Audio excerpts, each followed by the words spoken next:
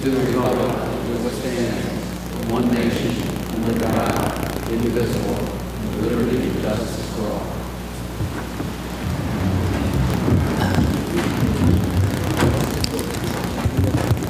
I'd like to welcome everybody to our first ever Board of Commissioners meeting at the Radnor Firehouse.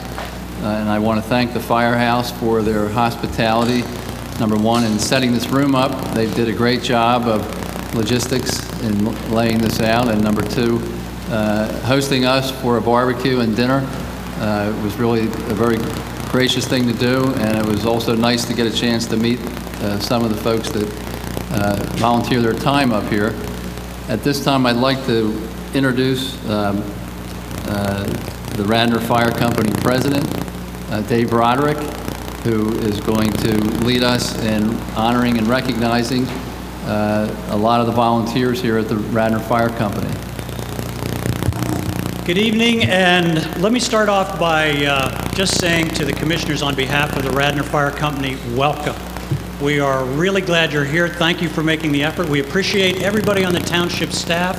And again, on behalf of the Radnor Fire Company, thank you for coming down. Let me do some housekeeping things first. The bathrooms are right up against that wall. It's the last door on the right, and it's the first two doors down on the left. If anybody needs that, they're public restrooms, feel free. But the other thing that I want to point out for our visitors, the people that work down here know this, but for the visitors and for people watching at home, we are right now an active fire company. We are in service right now. And if there is an emergency, we will respond. So let me tell you how that's going to work.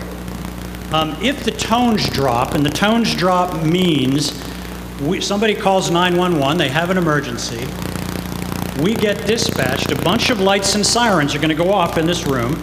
Several people sitting here are going to get up, they know who they are, and they're going to go over to the gear racks behind me, or over there, and then they're going to get on trucks and go to the emergency. Typically, the lights and siren and the loudspeakers would stay on for the length of the call. Tonight, so that we don't disrupt a public meeting, we're not going to let that happen. But what we wanted to do is we wanted to give you a quick idea of what that might sound like.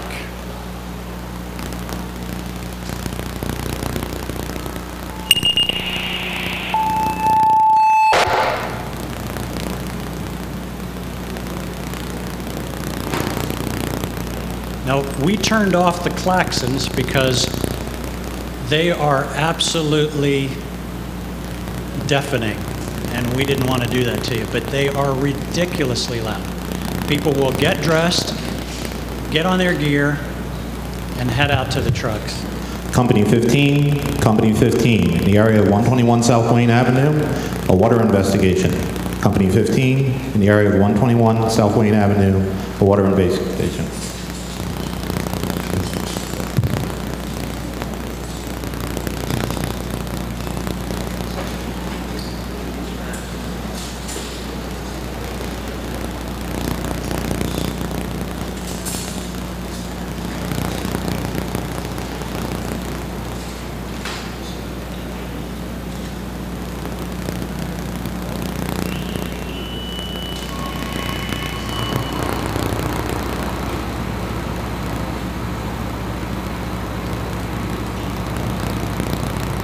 Now that was actually pretty calm.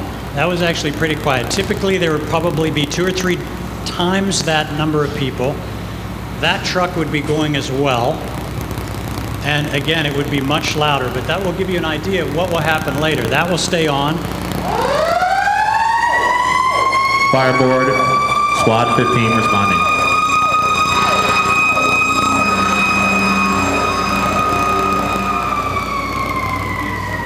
Okay, so that gives you an idea of what will happen if we're dispatched. An ambulance call will go similarly. There will just be fewer people.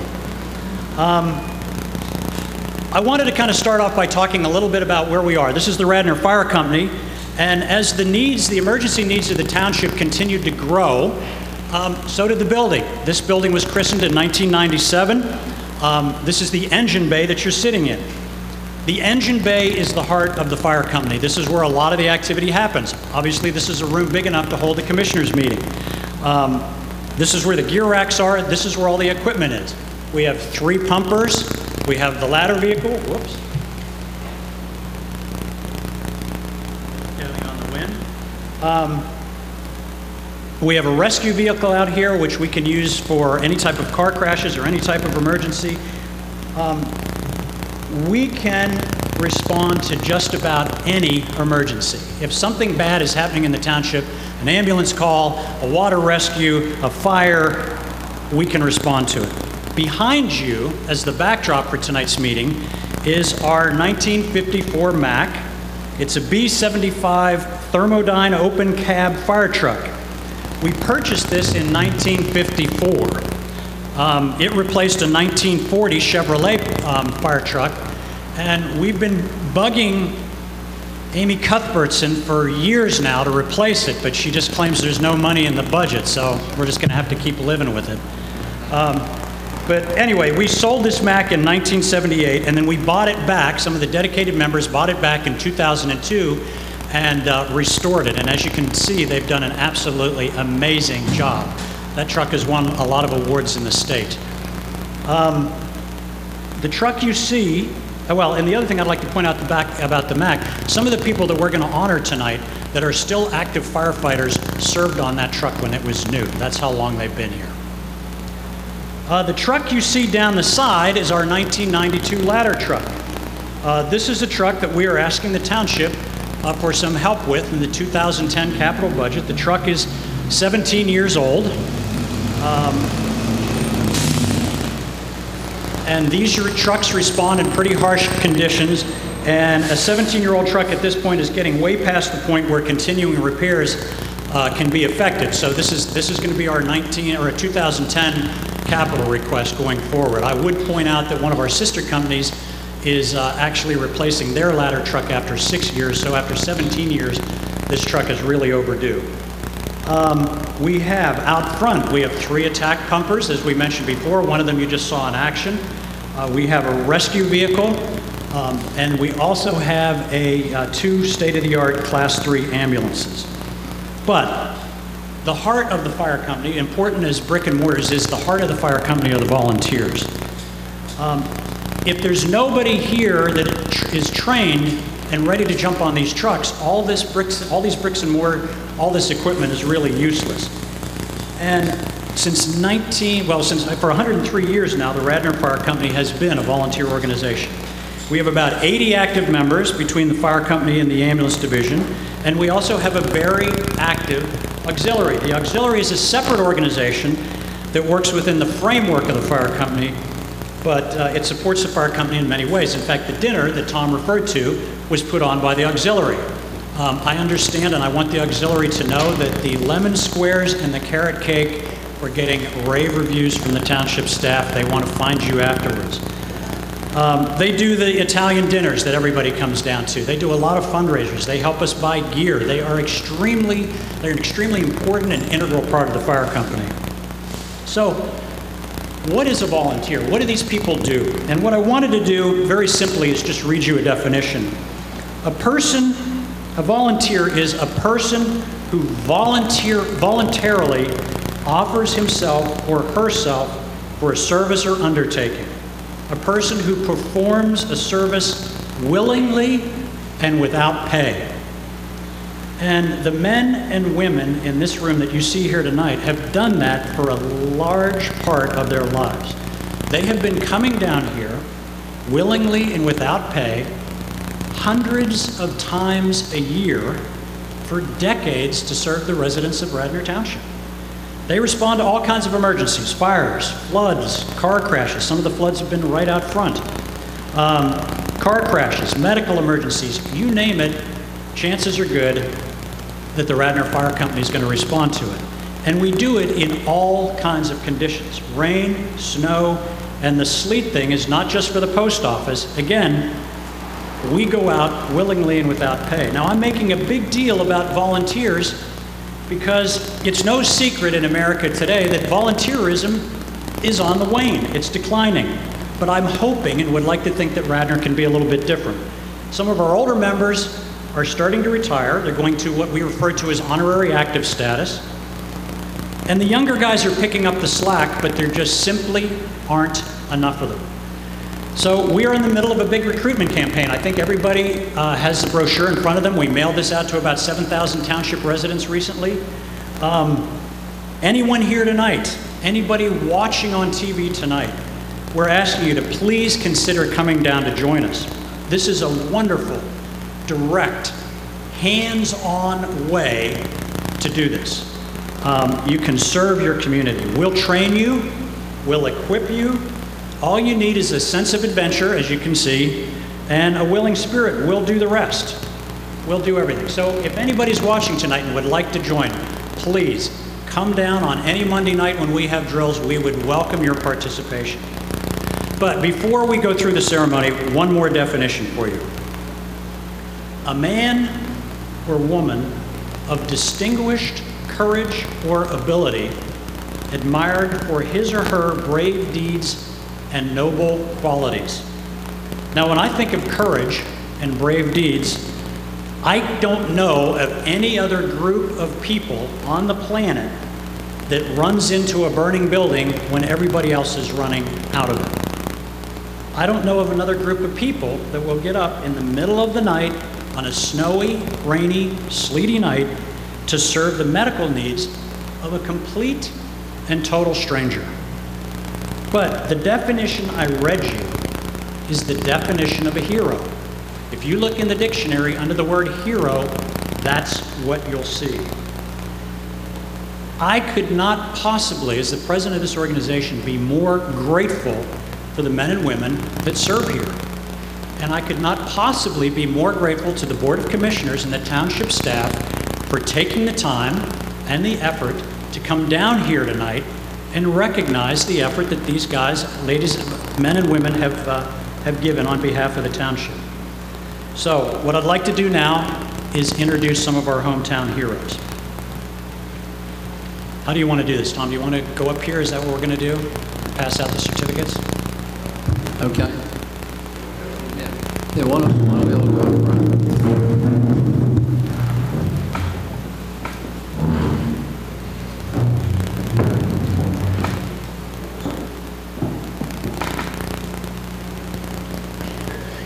Okay, so what I'm going to do is I'd like to do is I'll read the names, and why don't we just kind of come down here, and Bill's got the certificates, and so the first guy is Ricky Tadeo. Ricky was actually Ricky has been serving for 58 years. He was one of the original schoolboy firemen. Ricky would come out of the middle school and come over here. Rick, come on down, buddy.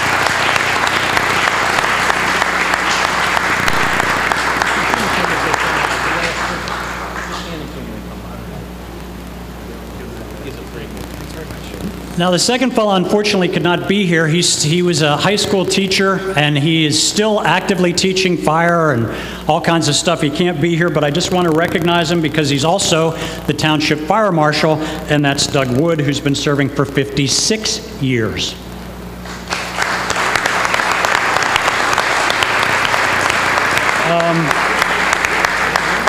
Next on my list is Dick Brown. Dick is a retired firefighter, an honorary active member, and a current member of the Board of Directors. Dick also looks after our computers. Dick has been serving for 49 years.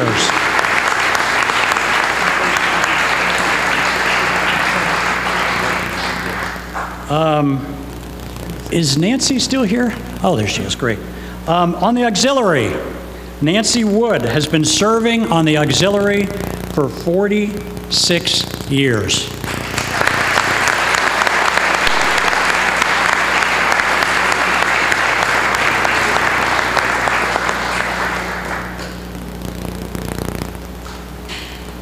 Marie Dominic, is she not here? Okay. Lee McNeil.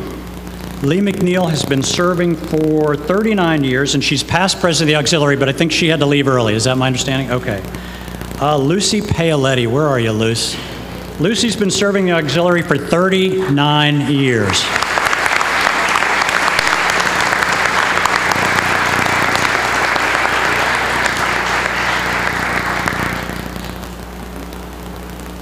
I told you I'd get that number right, huh? Oh, you don't have to shake my hand. You got to shake theirs. Okay. Next one up is our chief, Jim Kelly. Jim has been serving for 37 years, and as I say, is currently our chief.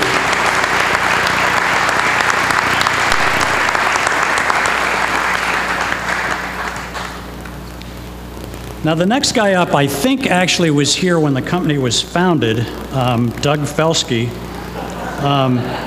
No, Doug has been serving. Doug has done just about everything here. He's currently on the board. He's a past chief, and he's been serving down here for 36 years.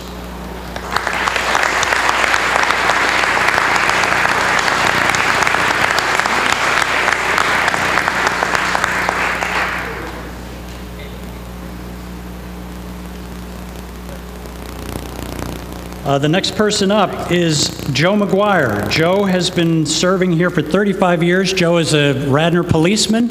A lot of Joe's family's down here. Joe is also the deputy chief.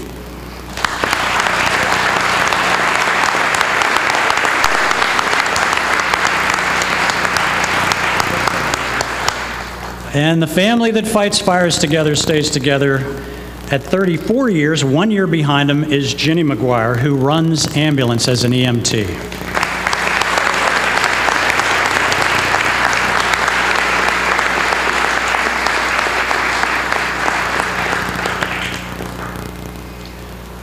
The next fellow up is another one of these guys that's done a lot of jobs. Past president, our current chief engineer, serving for 34 years, Ken Whitehead.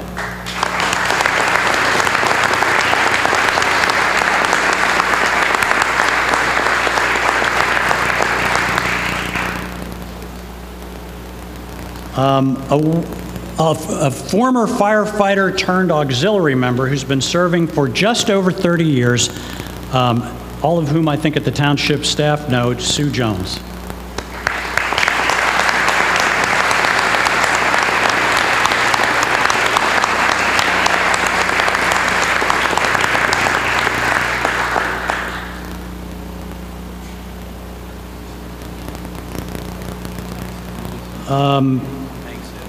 Although I think he had to leave early tonight. Somebody else that I just want to recognize as a past chief. He didn't have to leave. Our past chief, and the guy that I would say probably got me interested in coming down here and doing this, 28 years, Vince DeFilippo.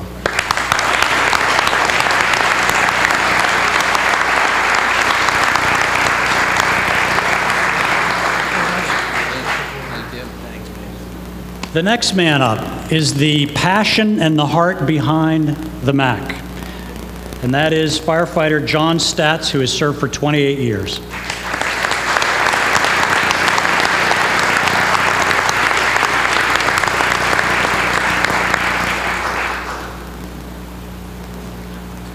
The next guy up is not here. He came, but he's a retired guy. He's an honorary active guy. Told me I didn't need to read his name, just wants to serve the township, doesn't need the recognition, but I'm going to read his name anyway. Sonny D. Nicola. Sonny has been serving for 28 years.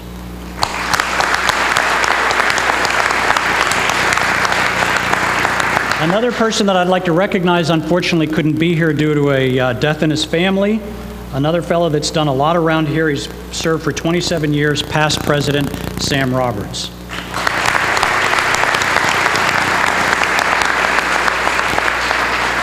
Again, somebody else who wasn't able to be here who I'd like to recognize, firefighter George Fielden, who served for 26 years.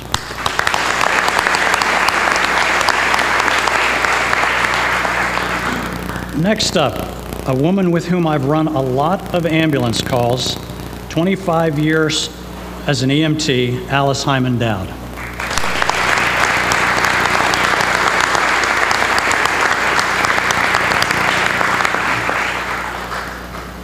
Is Max going to be here? I don't know if Max is here or not. Firefighter, past president, and our current treasurer, who I don't believe is here because he works for another township and they're having their township meeting, Robert Klinger, who's served for 25 years.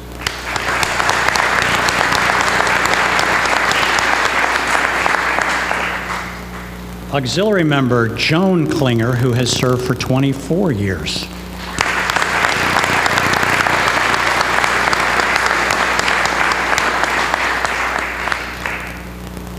firefighter, 24-year firefighter, John Schrems.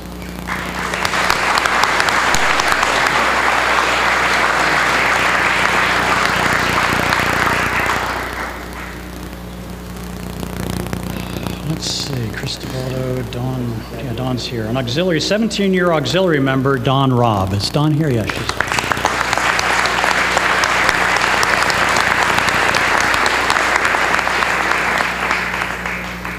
Now, I'm not going to do this to her because I like her and she's a nice woman, but one of our EMTs, a 16-year EMT, sitting in the back there, who's pregnant, who can't fit into her uniform anymore and is embarrassed to walk up here, but I want her to be recognized because she's an integral part of this place, is Karen Plankington.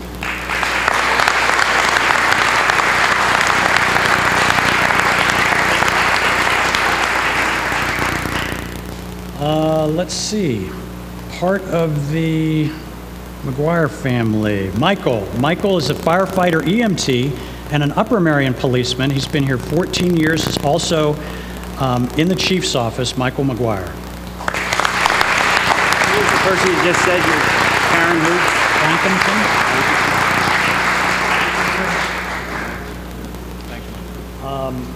Vic DePenna, firefighter for 13 years, Victor DePenna.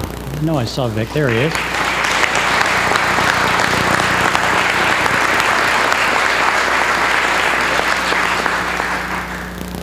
All right, an auxiliary member, an integral part of the auxiliary, 12-year member, Nancy Fielden.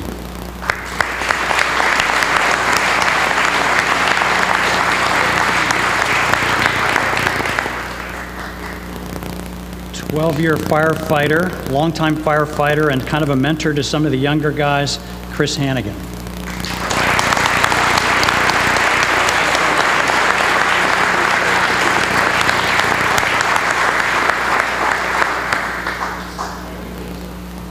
(11-year EMT, or 11-year member, currently an EMT, is Eric Schobert.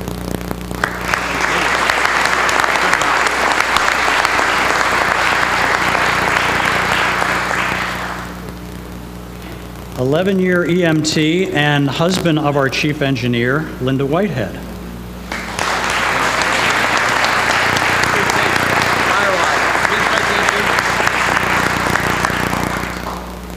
8-year firefighter and former vice president of the board of, the vice president of the Radnor Fire Company, Jerry Kavanaugh.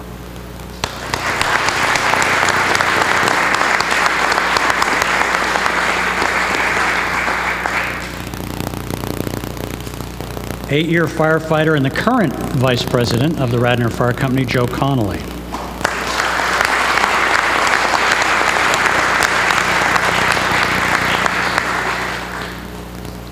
Eight-year firefighter and current secretary, invaluable secretary of the Radnor Fire Company, Fran Pettit.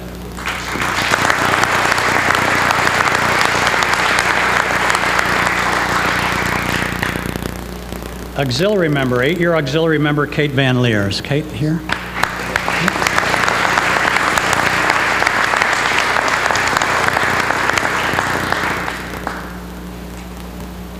And is 8-year firefighter and our current lieutenant, Tommy Yervelli. Is he here? Or is he's on his honeymoon, isn't he? Okay, well, he's in a better place. And the other thing that happens, you know, fire companies need a lot of help from any place that we can get it. And we get some help from this fellow. 7 years he's been coming down here, our chaplain, Father James Flanagan.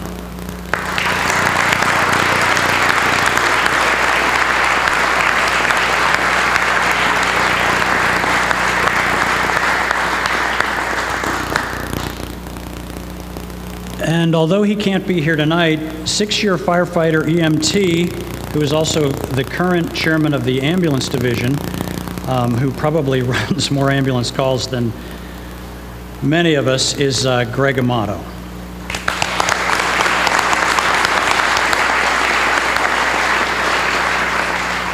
And then the guy that probably made a lot of the technical stuff tonight possible, we're blessed to have this guy. He is a electronic, sort of know how it works guru, 6-year firefighter Rodney Berg. Services Blankington House. I'm going to give her her thing. Blankington. I have that right here. No, I got it, Bill. Hold on. 16. Okay, let's see. And coming down the home stretch here. 6-year firefighter EMT, and I think of an ambulance officer right now. Yes, an ambulance officer, Steve DeMicantonio.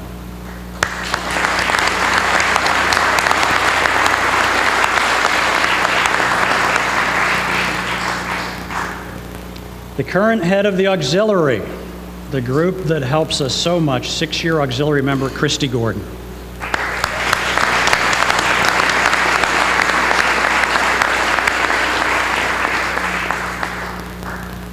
Six-year firefighter EMT, and bringing up the rear position in the McGuire family, well, not the rear position down here, Ryan McGuire.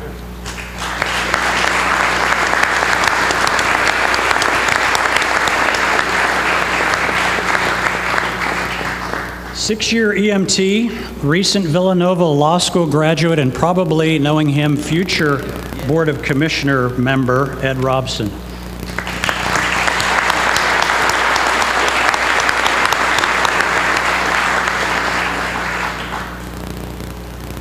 Let's see. And 5-year auxiliary member, and that's where we're going to start to cut this off, 5-year auxiliary member Brenda DiMacAntonio.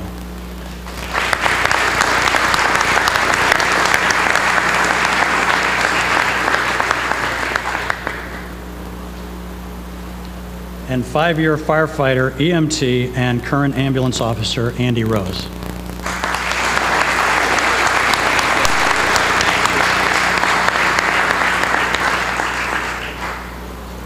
For the sake of speed, what we've decided to do is what we'll do for the people that have been here under 5 years. We're simply going to read their name.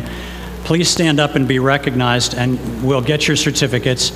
Under 5 years, Kristen DeAndrea, Ryan Fogarty, Martha Parkman, Dave Roderick, Tammy Whiteman, Bobby Bruno, Peter Kaufman, Krista Morier, Mary Kate Funera, Jess Sumsky, Kevin Wilson, John Cunningham, Darla DeMauro, Caitlin DePena, Cheryl Flail, James Hemwall, Gabby Jordan, Tom Merchansani, Andrew Murray, Andrew Packer, Kristen Perotti, Andrew Ventura, Brandon Udis, Matt Bargerstock, Chris Cahill, John Ewald, Jack Lane, Paul Lighton, James Mahady, Stephen Nick, Karina Potts, Kristen Ruddy, where's the proud dad over there, and Chris Schmidt.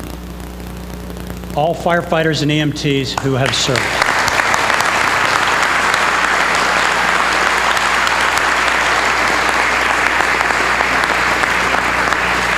Ladies and gentlemen, I thank you again. I thank the Township staff and the Board of Commissioners for coming down here and taking the time to recognize the contribution that these folks have made to the Township. And welcome, and thanks again. Thank you. Thank you.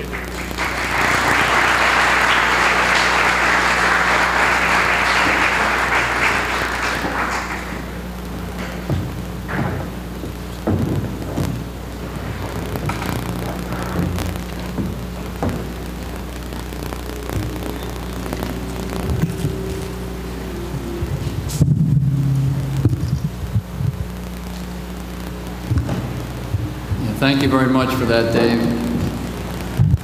Now we move on to the fun part of the agenda. The first item on the public agenda is the approval of the minutes of the public meeting of May 26, 2009. Will it be approved? Second. All those in favor? Aye. The next item is the Wayne Business Association update. We have somebody here from the Wayne Business Association.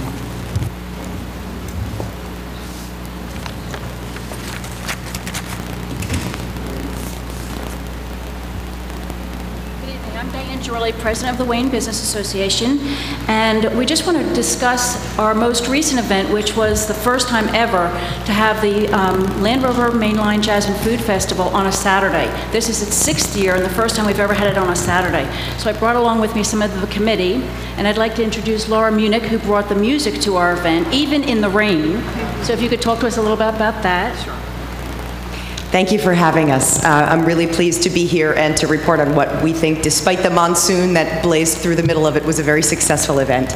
We got started at around noontime, and thanks to Nancy and the folks at the Wayne Arts Center, we incorporated an arts festival component this year for the first time. I'm hoping that as we go forward, that's going to be something that's going to continue to grow and enhance what has already been a really interesting pairing of music and food. And we continue to play music until 10 o'clock.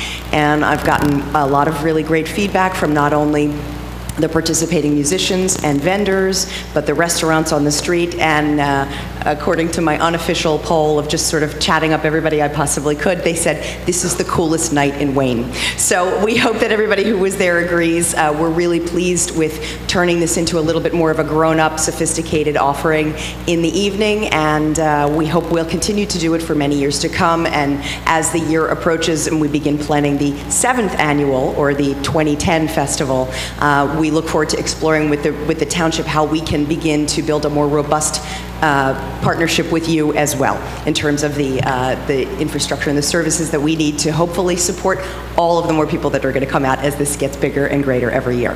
Thanks so much. Now I'd like to introduce Nancy Campbell, who took care of the whole art exhibit. Good evening, and I just wanted to say that we were really pleased with the opportunity to bring art this year to the Mainline Jazz and Food Festival. I think it was a really great addition, and I think that we were really pleased with the number of vendors that we were able to recruit. We didn't really get started until March, and as many of you know, we've been involved in the 3rd annual Plein Air Festival at the Wayne Arts Center, so this came right on the heels of that. And we were really, really pleased, and I hope all of you had a chance to come out and see it. We had Potter Bill with us this year, and he made pots on the Potter's Wheel, and it seemed to be a big hit. So thanks very much, and we look forward to many more years with this collaboration. Thank you.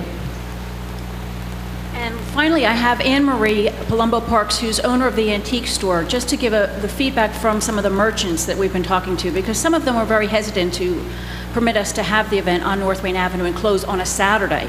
But I have to say, everybody was happy when the rain came, because all the people went into the shops and the restaurants. So, Anne Marie.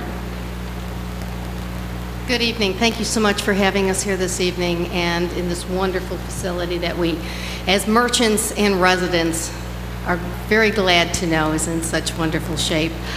As a merchant, I've been at the antique store in that location next to DeMick Antonio Shoes for 15 years. And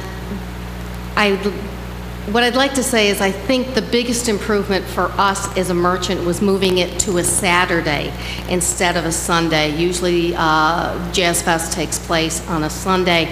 A lot of merchants are not open.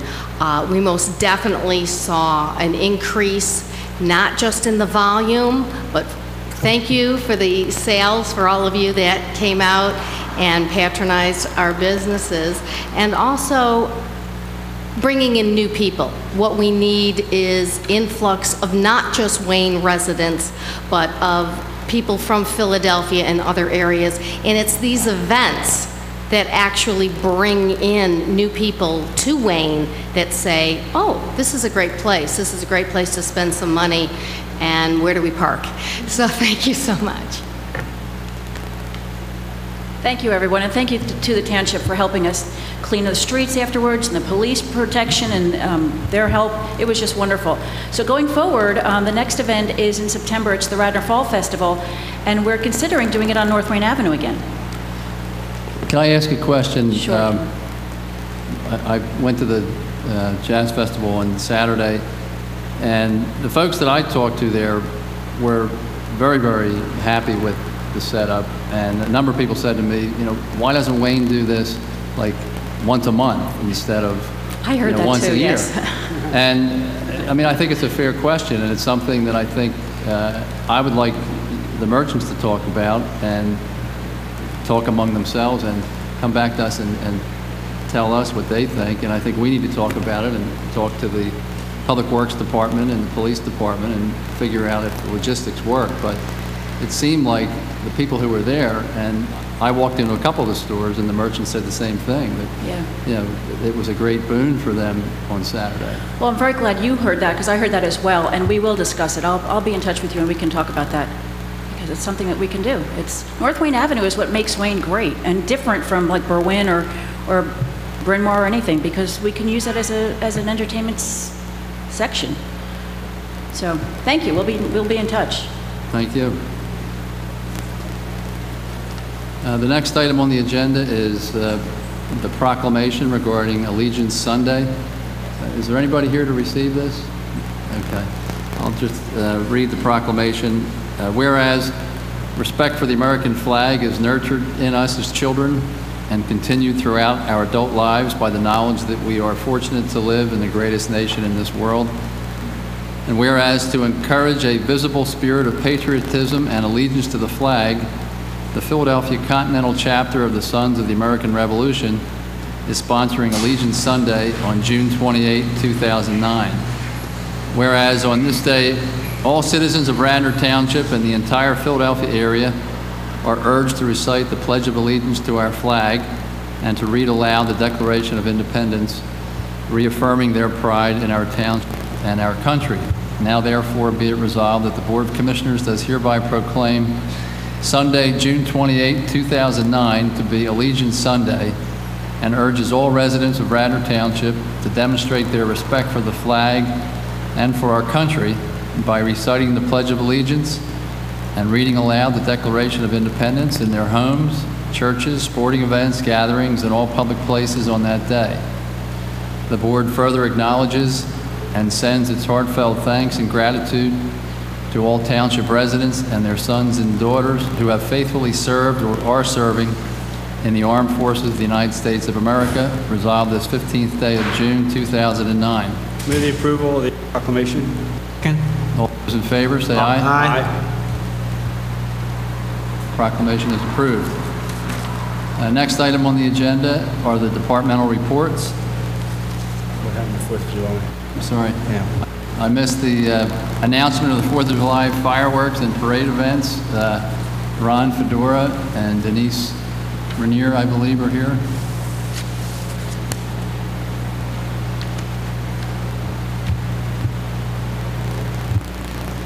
Good evening. I'm Denise Rainier, Vice President of the Radnor High School Scholarship Fund, and we're here tonight to talk to you about the 4th of July fireworks, which has been an event in Radnor Township for 25 years, and it's the major fundraiser that allows us to give scholarships to needy high school students who are graduating from Radnor High School. So we're here today to talk to you about that and to sell you the first ticket. We're kicking off the sales of tickets to the fireworks event on the 4th of July. Well, thank you for being here, and we're happy to buy the first ticket. What? The tickets are sold at the Township building and at various other vendors around the Township, including Bryn Mawr Trust, who is our sponsor. How much are the tickets? A group ticket for an entire carload of your family and friends is $10 in advance, and individual tickets can be purchased at these vendors as well. How about for 6 commissioners? We can all sing. Tom, you're gonna come by and pick me up on that day? I need a ride. I can't do that. There you go. Oh no, we can't. Yeah. Oh yeah. You can keep the change. That's right. I'll donate it. Go ahead. Thank you.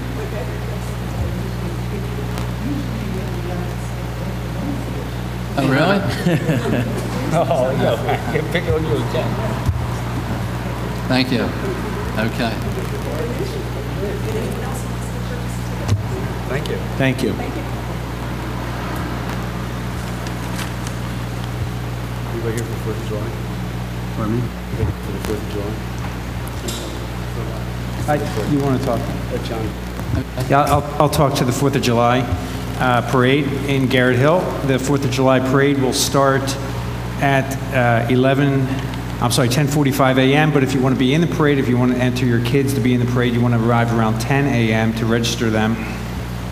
Judging will begin at 10:30 a.m., and I believe they're meeting at Rosemont Business Campus. That's the business campus in the center of Garrett Hill. Please come on out, bring your family and friends. After the parade, there'll be a celebration at the park, which will include free beverages and hot dogs and ice cream, and there'll be entertainment at the park as well. So please come on out July 4th on Saturday at 10:45 a.m. Okay, thank you. Next item on the agenda are the departmental reports. Move for their acceptance. Second. Any questions? All those in favor? Aye. Next is the committee reports. First is community development. That would be a certificate of appropriateness for Scott and Connie Enoch to construct a rear deck and restore the front porch at 230 Poplar Avenue. Move the approval. Second. Is there anybody here to speak on that? All those in favor? Aye.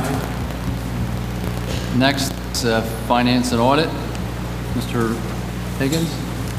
We have in front of us the list of bills payable, bill list number 09-6A, in a total amount of $3.6 million rounded. And Amy has indicated that the bills have been approved by the respective department head, verified and processed by the finance department, and are within their 2009 budgetary limits. So I make a motion to approve the disbursement of these. Second. Any questions or comments? All those in favor? Aye. We have, I think it's possible to take the next two items sort of together. The appointment of the financial advisor and the appointment of the bond counsel. Do you want to walk us through that, or is that something that's handled by John Rice more appropriately? Mr. Chairman.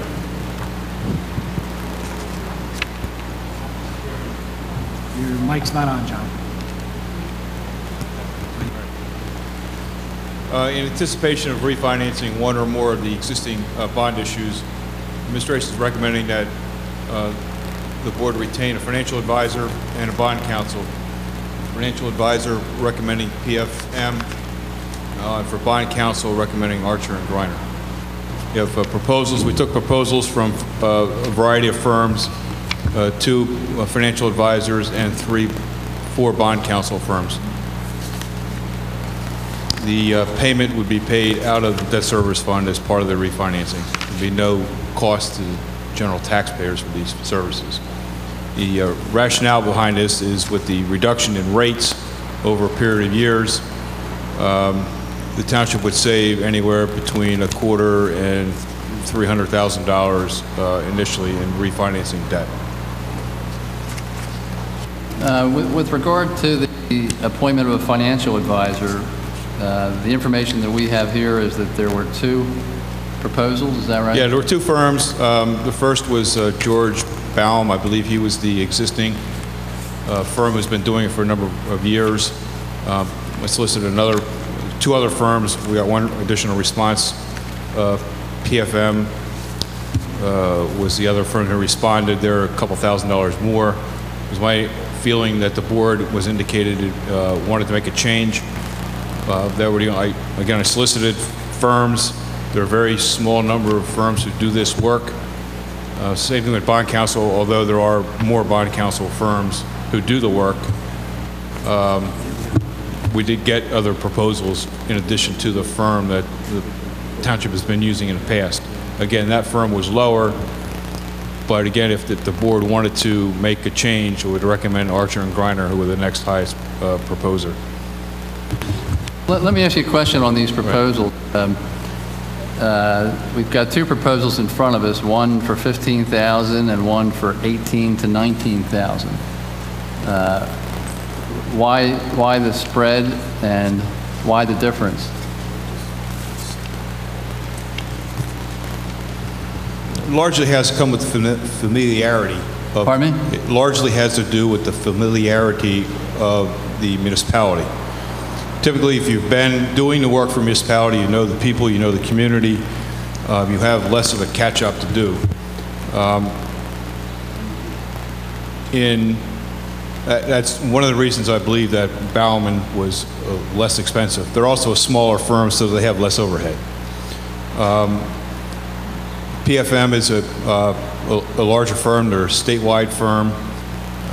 They do the work. I've worked with them for a number of years. I haven't worked with Bauman before. And the spread in their firm is, you know, if you want to give them, you do it for $18,000, they'll do it for $18,000. You know, his proposal was based on initially an hourly rate, and I told him I wanted a fixed fee, and he came back with between 18 and 19. If you want to set a rate, set a rate. See what he says. Well, how about 15, which is the number that was proposed by the other outfit? If you want to go 15 with those firms, I'd ask him, and it would be his decision whether or not he wants to accept the work at that rate. And who is this person that you're dealing with? I'm dealing with a guy named Gordon Walker. He does the bond work, financial advisor work for PFM in this part of the state.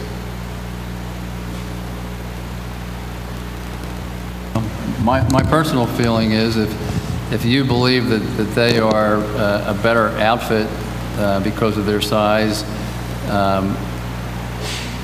I would be inclined to go in that direction, but I'd like to see it at no more than the low bid that we got. So, all right, that's fine. I'll ask them. Do you contact with these people on a project basis, just that we plan to refinance, or is this done on an annual basis? Generally do this on a project basis. You may not see that, you may not be faced with this question again until you borrow money.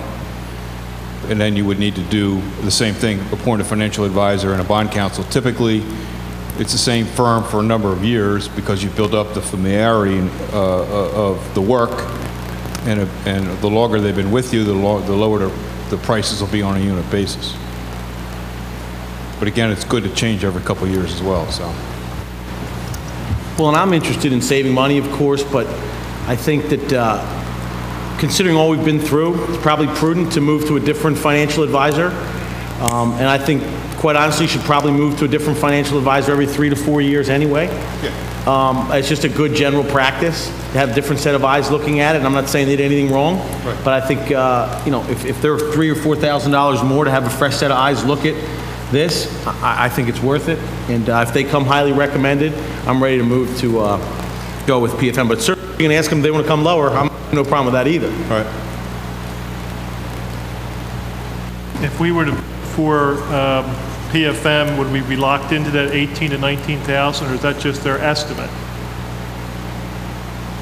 Unless you said we'll appoint PFM at a rate of, pick a number, the 18 and 19 is what they'll charge you. So if you said we'll appoint PFM at a fee not to exceed 16,000 or 15,000, then I would go back to them and say, they offered you the job at that amount, do you want it? There's got to be a number where I think they would walk away from you. I don't know what it is. But, you know, you could set the rate, because this is a, you know, a negotiated thing. Well, why don't we try the 15,000 and see if they'll walk away? Actually, John, I have a couple basic questions. I would assume if we're looking at financial advisors and bond counsel that we're planning on refinancing. Were these proposals based on some number of bonds that we're thinking about refinancing this year? 2 bonds. 2 bonds. And do these service charges seem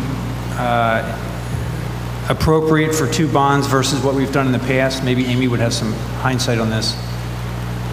No, the bids were reasonable with what we've seen in the past. Okay. Excuse me. Are these fees based on the dollar amount on the bonds?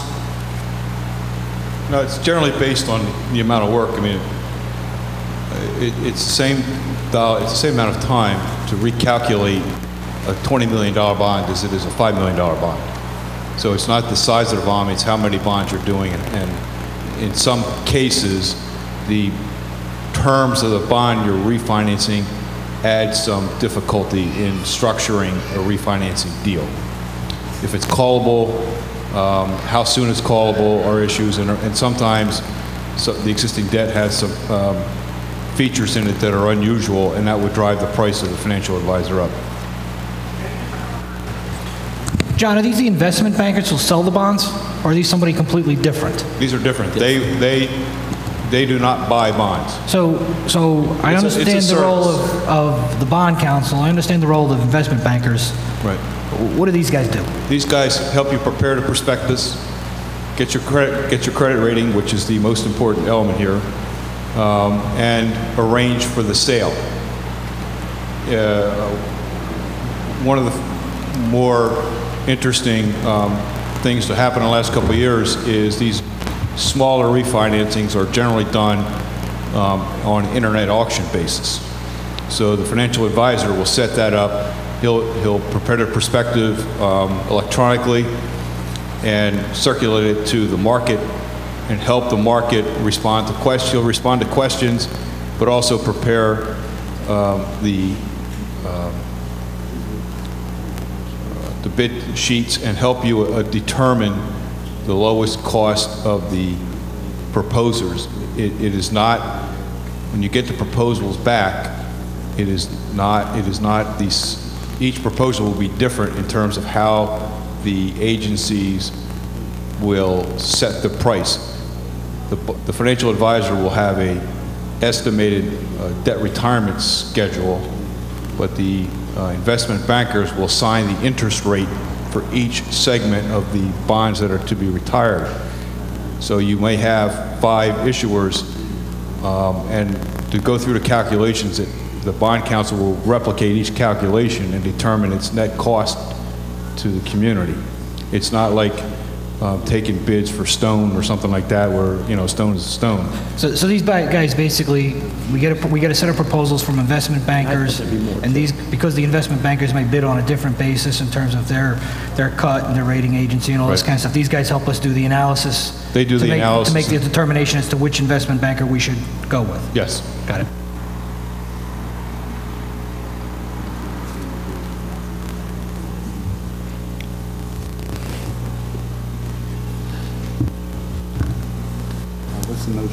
When do we expect to be looking at new bonds? What's the timeline?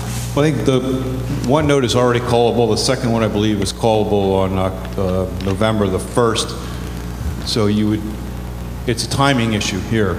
It's always a time. You want to get your bids in before the rates creep up, because you're really at the cusp of whether or not it's economically viable to refinance. So a significant move of maybe 50 basis points, you might not be economically viable to refinance. And then you want to do it so that you can have a settlement on November 1st, so that you're callable those notes, so you don't have any additional expenses in setting aside some debt service to retire the notes that are not callable. So it'll be done, but no later than November 1st, and maybe a month earlier.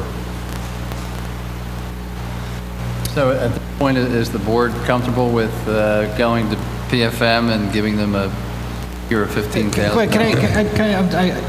want to ask, I didn't quite grasp what you just said. Right. You're telling me that the current bonds out there are callable now without us having to pay accrued interest through the date we call it? One is callable now, and the second is callable on November 1st. Right, but if it's callable now, is it at a fixed price plus the interest that's accrued from the last date? You're paying the interest regardless. What the difference is in how you set up your payment schedule for the debt that is not callable. You have to set some of that money up in a separate account. I forget what the name of it is, but the money can only earn the interest that you're paying on it. It is not, you can't arbitrage that. And there might be a financial penalty. You won't see it as a penalty, but you'll see it in terms of the cost savings to set that separate debt service fund up to retire that debt when it comes callable. That has a value to it, and is one of the principal reasons why you don't retire a note until it is callable. That's why you want to have the settlement will most likely occur on November 1st when that note is callable. But if I understand this correctly, what essentially we've done, or would be proposed in doing, is moving an interest expense item into a loan payment. No. Nobody's going to forego 4 months' worth of interest. You'll pay that off with the new issue, yes. Right. So Yes. you basically put it into the proceeds that you realize from the Right. bond. Yes. Okay. The real question is, are we in the money? Are we acting too soon? I mean, obviously, if one's callable, the other one's callable in November. The only question I have is, what type of lead time does the financial advisor need? And do we close one window and open another? It sounds like the one bond is ready, and then we have a second bond in November. Should we engage this financial advisor now, or can we wait 30 days, 60 days? You could probably wait no more than 30 days because your primary work schedule is to get your bond rating. All right. So you have to redo your prospectus. There's been some changes. You're going to have some explaining to do. And you're probably going to have to, sit down with Moody's or S&P and work them to make sure you get a good, solid bond rating. Okay. And that's going to take some time. Okay, and just so I understand the fiscal situation we're in, where the revenues are falling far short of our budget, is probably a bad thing. But on the flip side, we have a strong fund balance right now. So we take advantage of the strong fund balance now to try to leverage that into getting a better bond rate. Yes. So if we wait, we're going to spend down the fund balance. That's a bad thing. So we want to do something sooner than later. I'm comfortable with moving ahead, but I don't really like this process. It seems like we only have 2 choices, and from a competitive nature, I'd like to see it more than 2. I'd like to see a total of 3.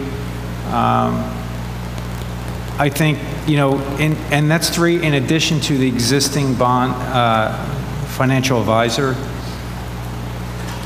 I just think we have an opportunity here to get better bond rates, but we should also do the best we can in being competitive and hiring a financial advisor. So I don't really support moving ahead with this right now, but if we can maybe if we went with PFM, I'd be comfortable with that if we could get a better price. I move that we award it to PFM for $15,000. Is there a second? Second. Any other discussion on that? All those in favor say... Well, I don't know that you maybe it's just your choice of wording. They may not accept. Well, that's right. Well, that'll come back to us then.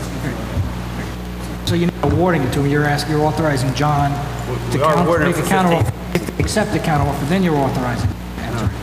We're authorizing now, so we don't have to another meeting. If they don't accept it, then that's up to them. Then but let me ask a question. If they say no, does it jeopardize our November timeline, John? Because then we don't have authorization. No, you have enough time to come back in whatever next month is and talk to them again. So the real critical path is the July meeting date. Yeah. Well, I mean, we could also get together for a separate meeting if we needed to. If you had a separate, yes. So. A motion. Okay, let me call for a vote on Mr. Spengler's motion. All those in favor say aye. Aye. Any opposed? Opposed. Okay, passes 5-1. The next item on finance and audit is the appointment of bond counsel. Do you want to cover that one as well, John, or is that John Rice who should cover it? Well, I took the proposals. He's a lawyer. I wouldn't want to be accused of practicing law. Thank you. We got 4 bids. They're all in the blue book. The low bidder is the firm you've been using in the past. Second low bidder is Archer and Griner, and then Cozen O'Connor and Pepper Hamilton are 2 well-respected, Center City firms that generally do the work as well. It's High Schwartz, I believe, was the low bidder. Is that right? Yeah. Yeah, High Schwartz was a low bidder at $7,000. And he's been your bond counsel for a fair number of years. I'm just, and maybe it's the way I'm interpreting the briefing document you gave to us. you made a stronger recommendation in your choice of wording in my interpretation of it to change the financial advisor versus you kind of made a, well, not lukewarm is not the right word, but you kind of said, well, if you're interested in changing. Right. I'll move the approval. Let's not debate it for an hour. I'll move the approval of low bidder High Schwartz. Well, I hear John's reason to be here all night. Okay. I haven't worked with the two low firms. I worked with the two higher firms. The lower firm's the Center City firm as well. High Schwartz is a Montgomery County firm. I understand the bond counsel who does the work is a Radnor Township resident, I believe. And I felt that if you wanted to make a change, I would recommend you go with Archer and Griner. This is much more of a political decision than it was an administrative decision. If you felt comfortable with High Schwartz, then stay with them. The fact is that all four firms are qualified. This is a refinancing. It's a plain vanilla, cheap bond counsel letter you'll get because there's nothing. You're not doing anything out of the ordinary here.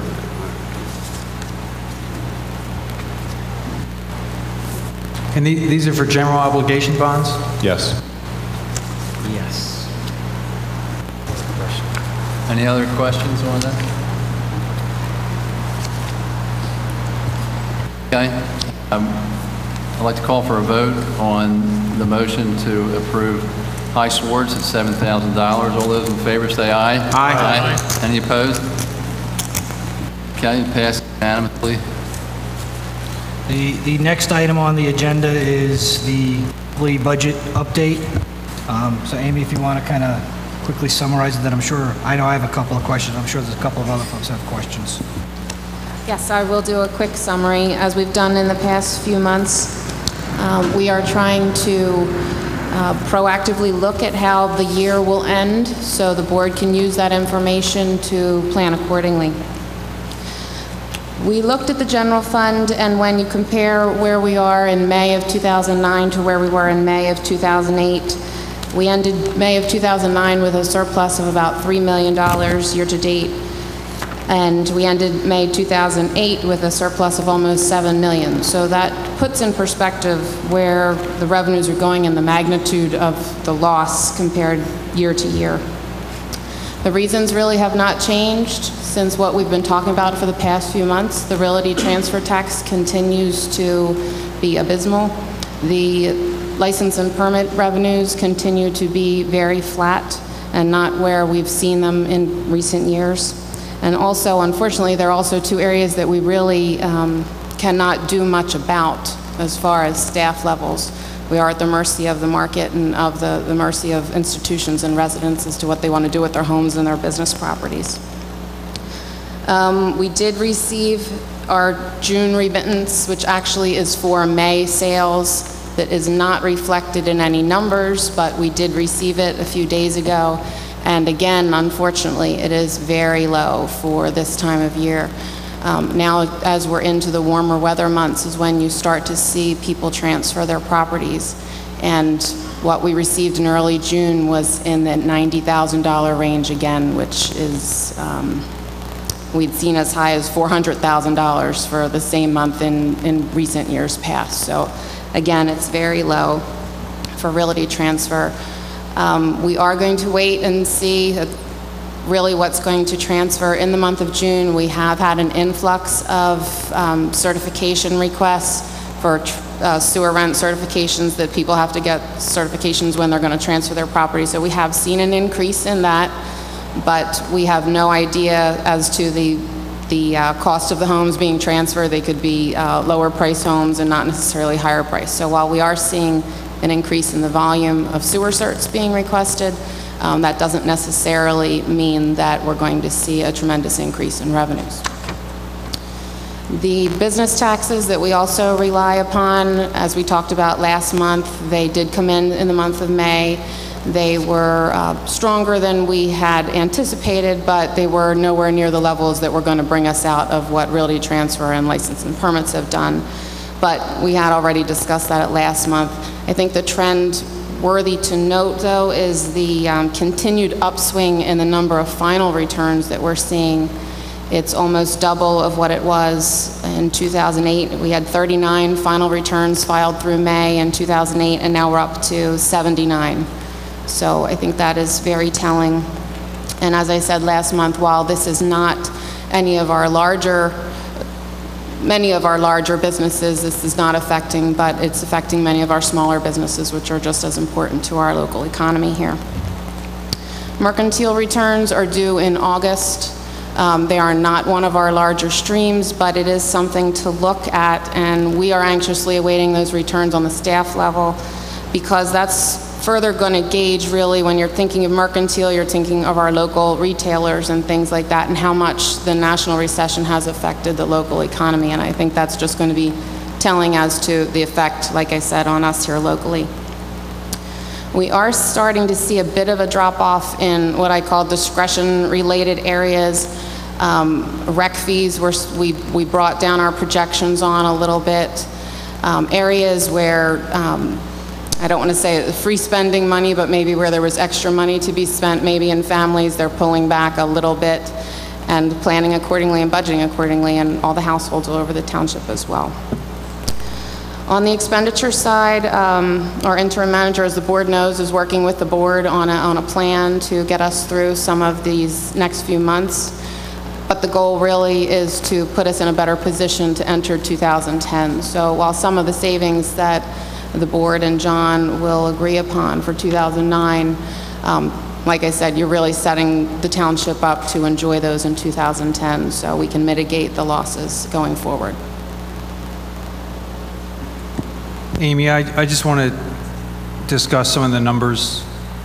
I'm going to start on the revenue side of things. I'm going to do budget to actual, and I understand, you know, actual meaning we're less than mid-year through, but I think some of these things, these revenue sources are lumpy, so they occur early in the year. Obviously, real estate taxes is somewhat flat. We don't really see a change there, and that's a good thing. So we're at about almost $6 million in real estate taxes. The only thing that would prevent that from coming in is if people decide not to pay their taxes, or if they were going through foreclosure, they obviously would stop paying their mortgage, and maybe the taxes wouldn't be paid. But let's move on to Act 511. We had a budget for 2009 of $8.8 million, and the year to date is $5.1 million. And I need you to characterize for me if we can expect to pick up the remaining $3 million between now and the end of the year or not. The answer seems obvious to me. The answer would probably not, because most of those returns are already filed. Is that a fair characterization? I think what you're saying is reasonable to assume that, but there are some variables. For instance, the local services tax, which it appears on paper that we've only attained half of our budget, we still have 2 more quarters of returns to come in. Those quarters are relatively equal now due to the changes in legislation last year. So if you figure we bring in another $250 on each of those quarters, there you've hit budget right there. So there's $500,000 on the LST. The amusement tax, the bulk of the amusement tax will come in during the warmer weather months, the golf months, so we're just going to wait and see on that. But that is not a large revenue item. We only budgeted $45,000. The mercantile, as I mentioned, they are not due until August, so we really will see what that comes in at. The realty transfer, you can see that we have brought our estimate down to $1 million, but no, I think it's very fair to say that we're not going to get $2 million, which is what we originally had budgeted for. We're striving to hit $1 million. On the business privilege, we had budgeted a combined about $4.4 million. Right now, we're at about $4.1. So I do think it's pretty reasonable that we're going to hit that also. So if you break it down a little bit more than just straight Act 511, where we're really underperforming and just continues to be the realty transfer, I have very good feelings that we should hit everything else, or at least come very close. Can I ask you a follow-up question, sort of on, since John's on that line item? Your current projection for 2009, if I did my math right, is $800,000 more than you projected last month. What changed? The business privilege taxes came in the month of May. If you remember last month, we were just looking at numbers through April. So we had that, and we also have had a few more business privilege audits completed. So assuming they go through and are collected in 2009, that's also another basis for those projections.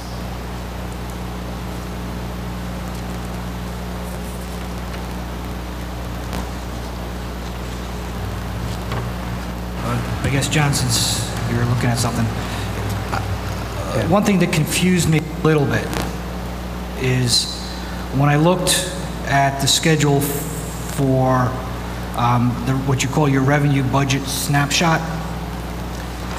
In April, we were at 91% of what you projected year to date. In May, we're at 88% of what you projected year to date. So, again, if you could just help me understand how that downward trend relative to the forecast translates into a higher revenue forecast for the year. You're talking in total revenues? In total? I'm looking at, hang on, I just... One with the graph. Yes, the one with the graphs. But you're speaking in total revenues, not a particular Correct. line item? I'm talking about the 12,240 number. There were a few line items that we had to bring down. Looking at it, while business privilege went up, we brought building permits down even more. I don't have the April report in front of me, but I know we did revise the April numbers for business permits. We revised them for rec fees. We revised them for several line items after we saw the May performance and saw that it wasn't coming in any better than it had been the first 4 months. So we had to bring them down. We were lucky that it was counteracted by the increase in business privilege.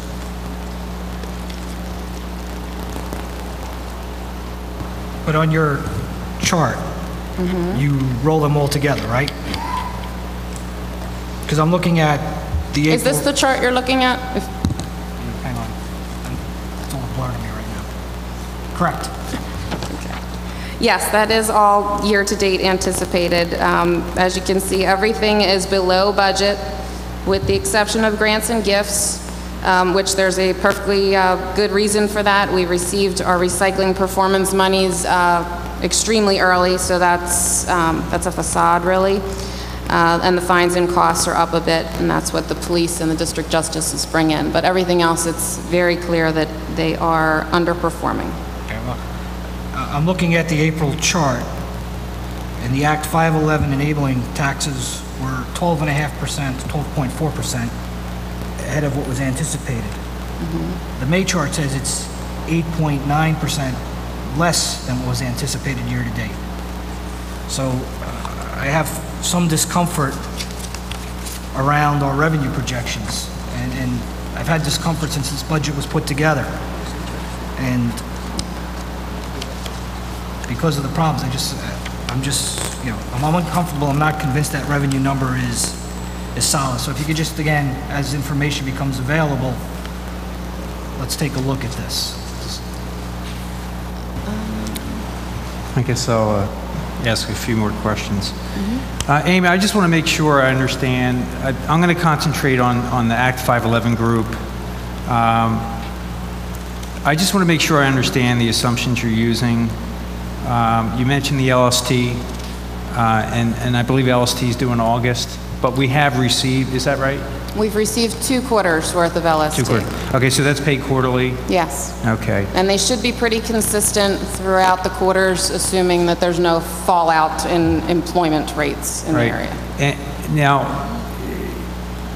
knowing that 79 businesses have filed final returns, will that have an effect on LST? I mean, if you're filing a final return, does that mean they already exited and we're just finding out, or? I can answer that. Yes. Final returns mean, yeah, this is their final return. They've effectively closed, ceased operations, or moved to another location. But on the flip side of that, you do have other businesses that do come in during the year to replace those. So you may not necessarily equate to a full loss of those employees, but it is going to be, something to watch going forward. Bill, do we have a number on the number of businesses that have come in? I mean, is there a net number? We have a. Yeah, I believe we have that number. There are more moving. We have more higher number of closures versus new businesses moving in. I forget the number that I gave you, but it's usually large. At this point, we were looking at a higher number of closure versus moving in.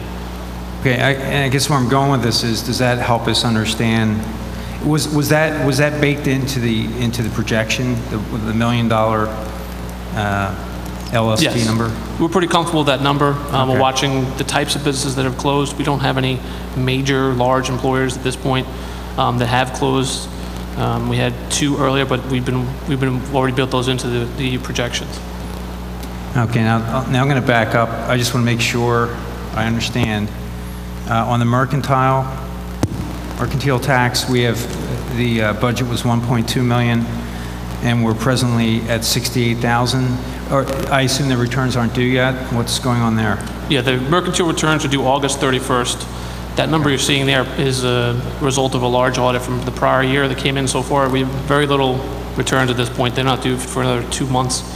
And the other thing to consider with the mercantile tax on a fiscal year, so it will be one to watch closely, as Amy mentioned, because it will affect a lot of our retail businesses, your mom and pop pizza shops, their stores selling items. So they've been more hit with their fiscal return is going to be a larger portion of the economy we've been going through as opposed to the business privilege tax. Okay, so you adjusted down that estimated number for from the budget, 1.28 down to 1.062. Mm-hmm. But we don't really have a high degree of certainty knowing what the number is. Right? No, we've been just trying to watch the trends we've been seeing with business privilege and the number of closures. It's really, I wouldn't feel comfortable saying we're going to meet that budget that we had originally, 1.2, under the current economic conditions.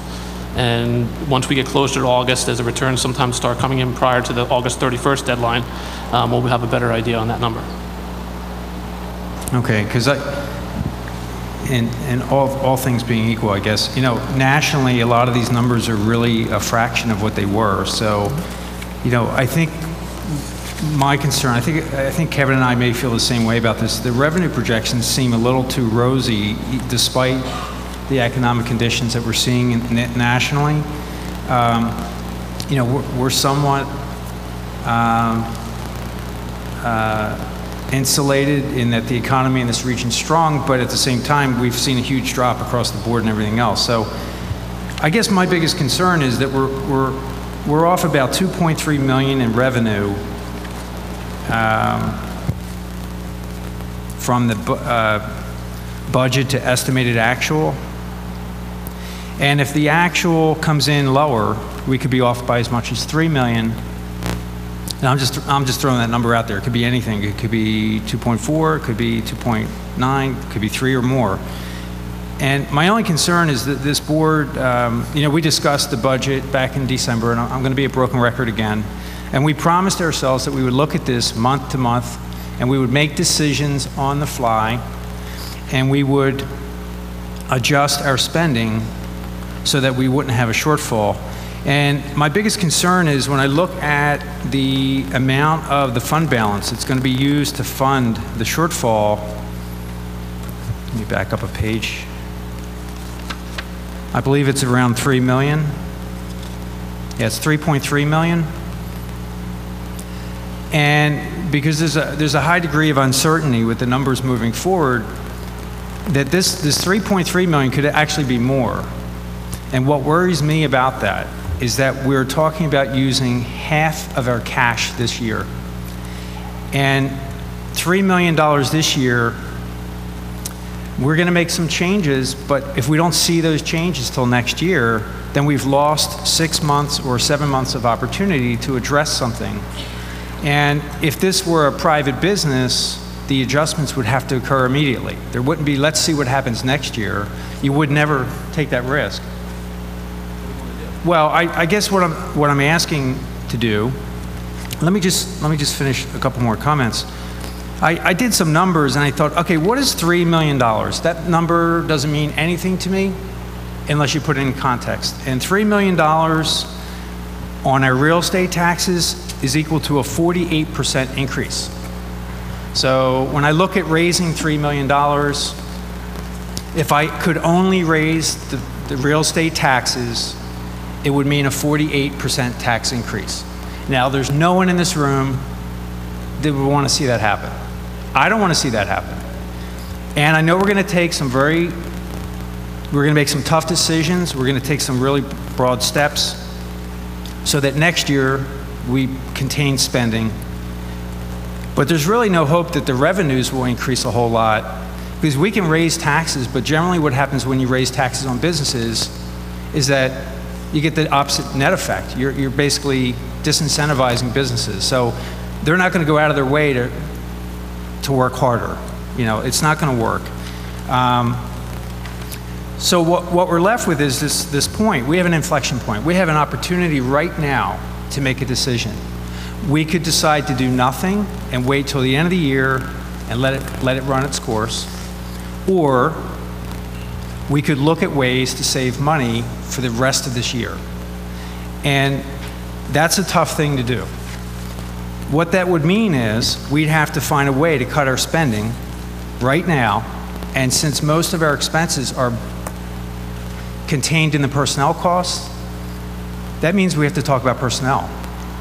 We have to talk about what we would do. And generally, when you talk about personnel, it has a direct and immediate effect on services. So if we're going to cut spending in personnel, we're probably going to lose some services with that. So the way I'm looking at this, we have a $3 million shortfall this year, and we're just blessed to have this excess money in the bank. And we're going to use that money because that's why it's there. But what do we do at the end of next year when we exceed what we have in the bank? What do we do? We can't raise taxes after the fact. It's too late. Now, I worry because I think it was really difficult to get a fund balance in place. The fund balance, by the way, that's the excess money we carry on the books, is designed to help us offset or afford us to get bonds at a good rate. If we spend down the fund balance and we need to borrow money next year for a new fire truck or worse, operations, which you should never do, then we're not going to be in a good position because we're not going to have this money in the bank to show the creditors that we're worthy. And what worries me at the end of next year is that we're not worthy. So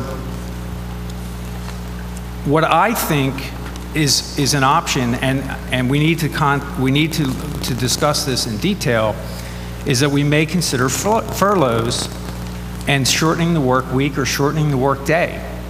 And what I'm talking about here is everyone sharing the pain. We have unions, so there are issues there. We have contracts in place, there are issues there. There are limitations having to do with insurance. So if you cut someone's hours too much, they can't have their medical insurance. We don't want to do that. My goal here is not to fire people. My goal here is to keep this a sustainable organization.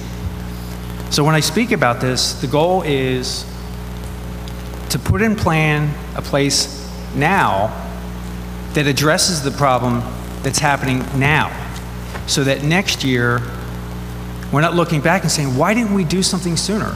Why didn't we act? We knew the problem was existing. We saw the numbers. We said, oh my God, we're going to spend $3 million more than we have in revenue, which means we're living beyond our means.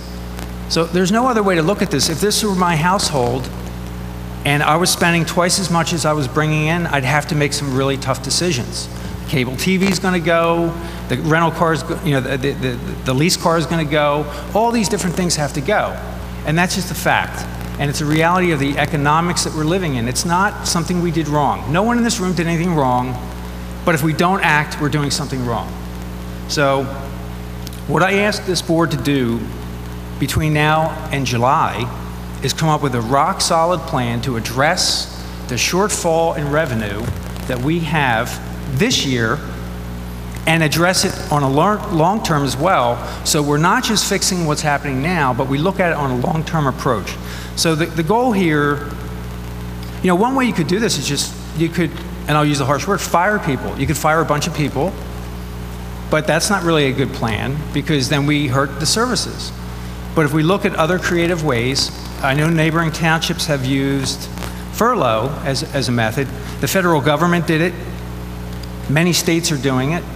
Townships are doing it. And the reason they do it is they want to have a way to recover that when the economy does come back, everyone's still in place. And all the collective intelligence that this organization has doesn't get lost.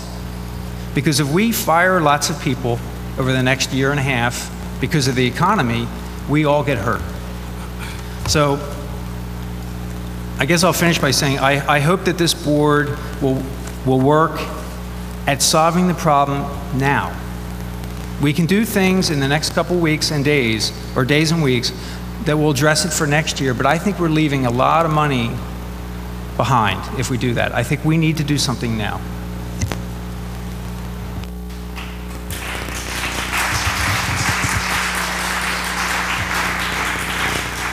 I just want to understand what precisely you're saying. You started off by indicating that the only way, or one of the only ways to address the shortfall is to look at personnel. And you're suggesting, correct me if I'm wrong, that rather than laying people off, rather than firing people, you would like to furlough people. Is that correct? Well, I'd like to come up with a system. I'd like to know other options. That's what I'm trying to say. And I'm not picking on personnel. What I'm trying to say there is that a large, very large piece of our budget is personnel. We've already cut spending in many areas. You know, we probably don't even afford us to buy new pencils this year. But we don't want to trip over nickels or dollars to pick up nickels. So I'm not saying that furlough is the only option. What I'm saying is we need options, and we haven't discussed the options in public, and we need to do that. That was something we promised the residents of this township in November and December that we would do this, and I want to uphold that promise. We may not fix the problem. We may come to an impasse and not do anything, but I think it's disingenuous for us to just keep trotting along and saying, you know what, we're going to pass it off to the board next year and let them worry about it. Because, you know, quite frankly, there are a few members on the board that probably won't be here next year, and they're not trying to leave behind any baggage, but that's what's going to happen. And I think it's important that this board address the problems that we're facing now and not give it to the next board.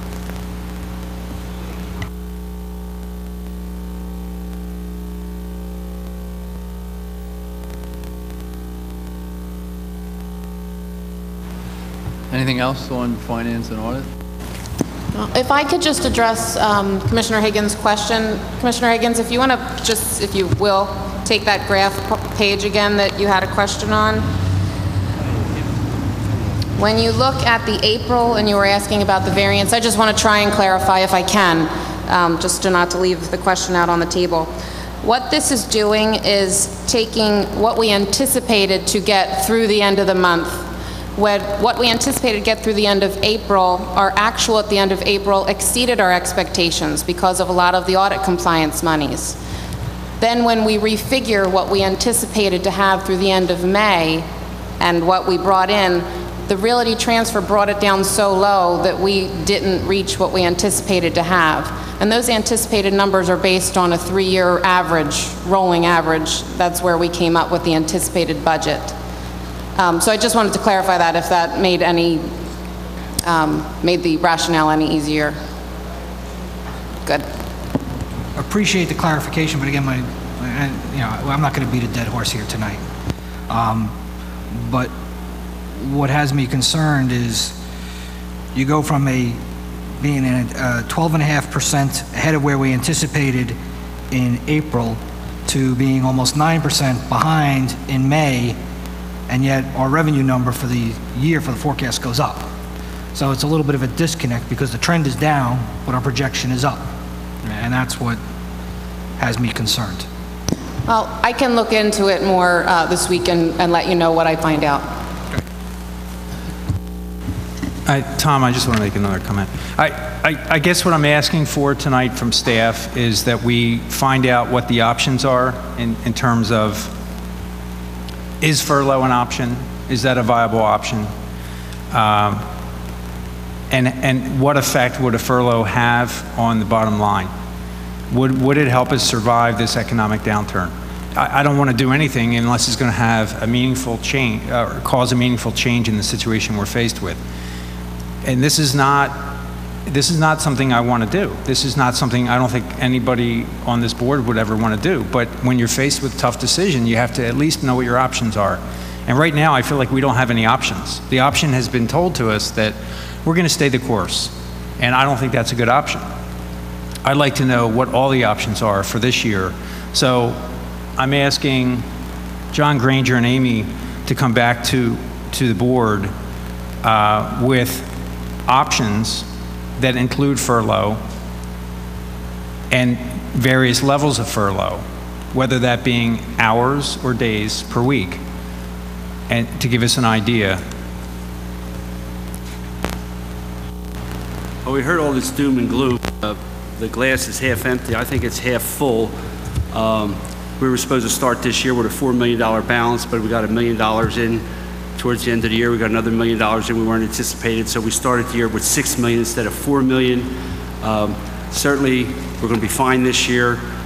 We got some tough decisions to make.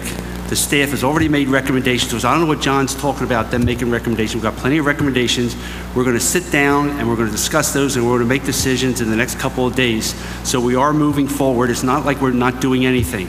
It's just that these are sensitive personnel issues, and we're not going to discuss them publicly.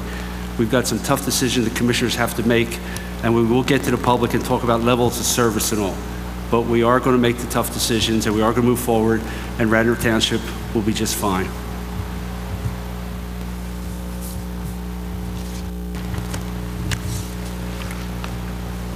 Finance and Audit, there's an item on the agenda. Yeah, there's a resolution tonight to amend the consolidated fee schedule such that we can recoup professional fees and services incurred in connection with such matters as land development and subdivision applications. And based on advice we've got from John Granger and John Rice, this is a common practice in other municipalities. And hence, I make a motion to introduce this resolution. Second. Any discussion on the resolution? Could I have just a brief explanation on the change in fee rates that we're going to impose? Sure, I'd be happy to answer that for you, Commissioner. If you look under page 8, subdivision and land development, the major changes were adding the professional escrow account fees for lot consolidation, subdivision, minor and multifamily dwellings, land development, and you'll see an escrow fee account will be set up for those major subdivision land developments, and attached in the appendix are the hourly rates for 2009. So for example, someone comes in for a land development project, the township, you'll have an escrow account set up, it'll be drawn down based on if we have to do a wetland study and recoup the costs of the township spending on the different land development projects. And I just want to clarify that change in rates has more to do with being in line with what other townships are doing rather than a response to the economic conditions. Yes, absolutely. Those costs the township usually would bear, but based on surrounding municipalities, it is standard practice to have a professional escrow account set up where the applicant would put in the money, and we would draw it down based on the need of the application for the township to provide services. All right, thanks, Bill. The resolution has been moved and seconded. All those in favor? Aye. Any opposed? Before we leave Finance and Audit, because this is an important subject, is there anybody in the public that wants to address the board regarding any of these issues on Finance and Audit? We are going to have public comment at the end of the meeting, but if you want to talk about finance now, you're welcome to. Good evening. My name is Christina Peroni, and I want to thank you, Commissioner Masterson, for allowing the public to speak at this time. As an advocate for balancing our budget and good fiscal practices in this township. I recall the end of last year, the promise that was made that every month, and Mr. Spengler, you were a huge advocate of it, every month we're going to have a meeting and we're going to go through it item by item by item. There were conversations about, should we have a separate finance meeting? And then there were people on the board who said, no, we don't want to have another meeting. We're just going to do it during every single meeting. And that happened once, to my knowledge.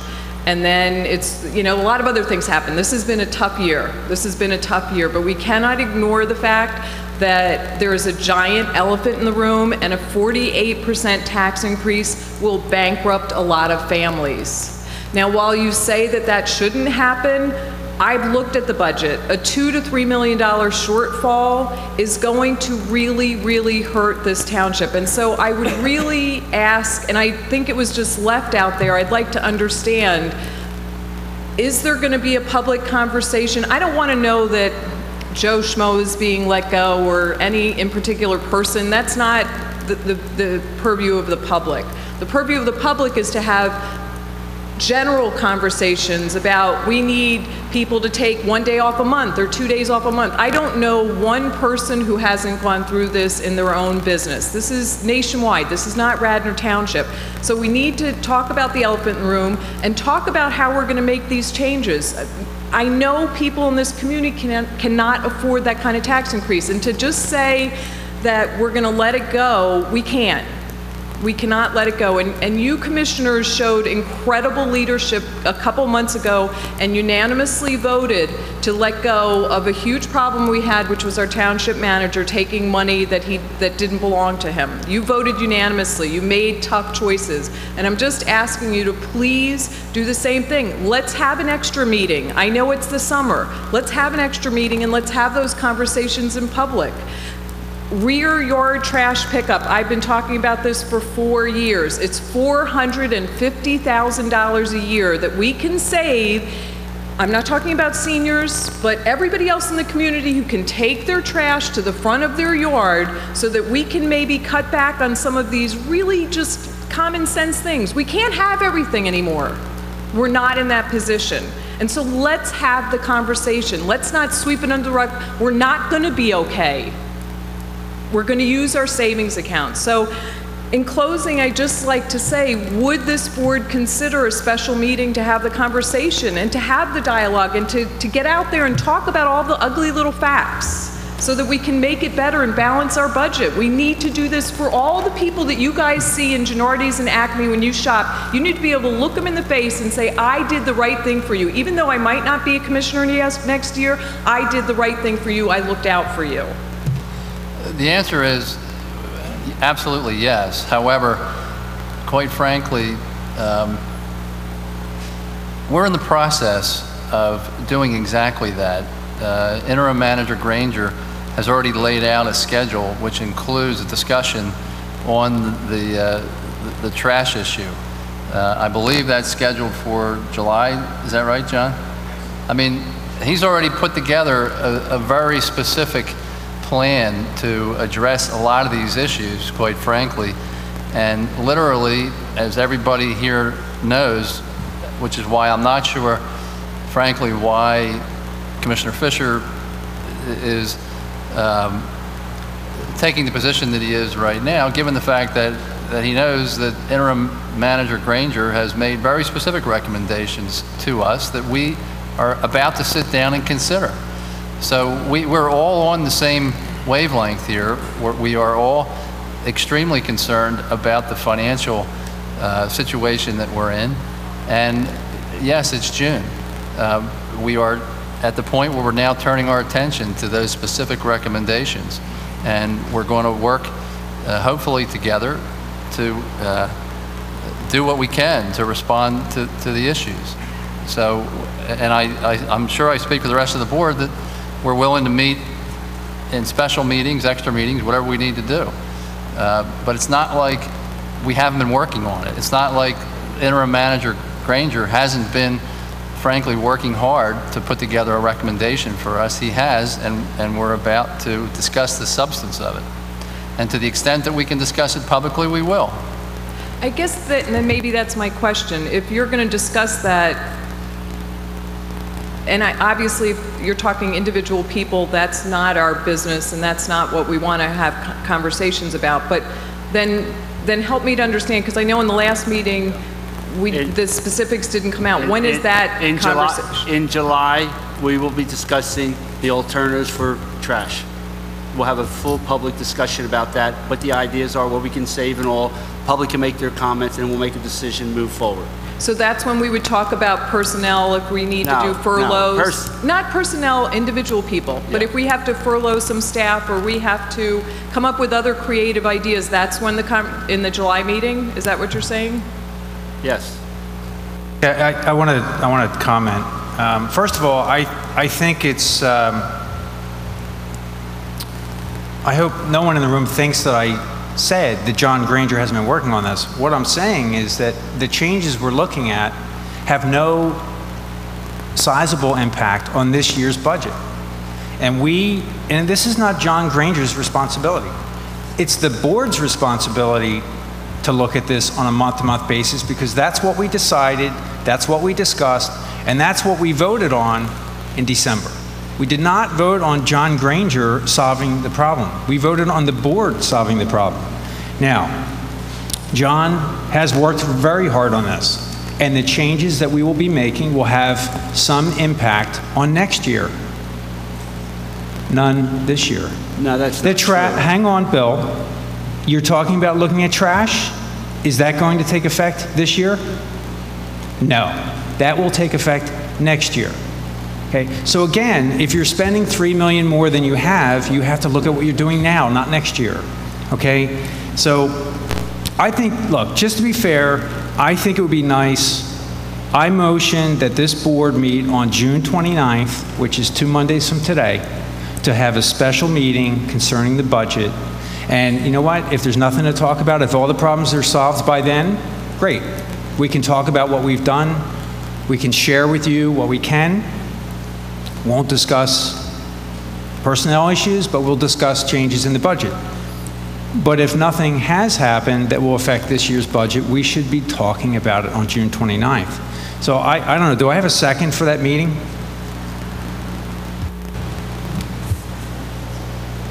That's it, huh?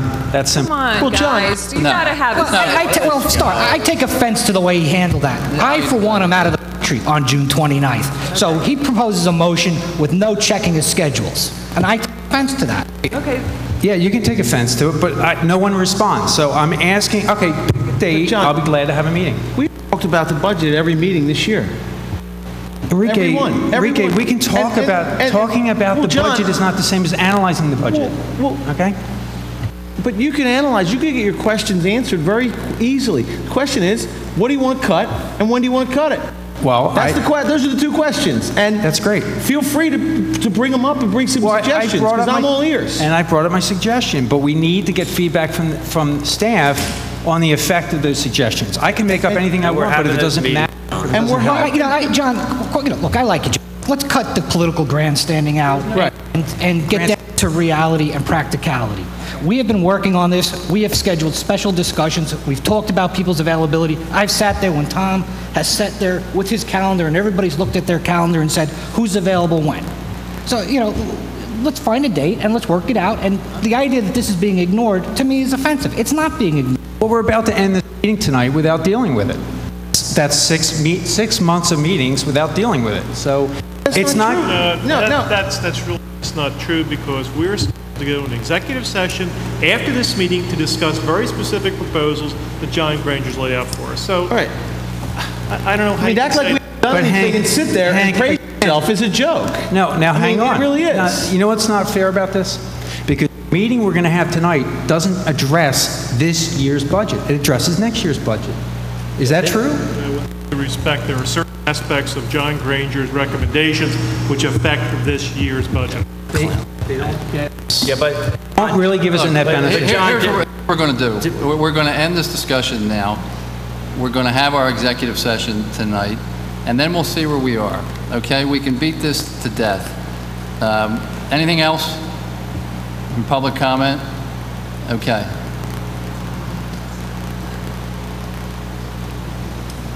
I generally agree with the... But first, you have to introduce yourself. I'm sorry, Before you Chip generally Layfield agree. and Wayne.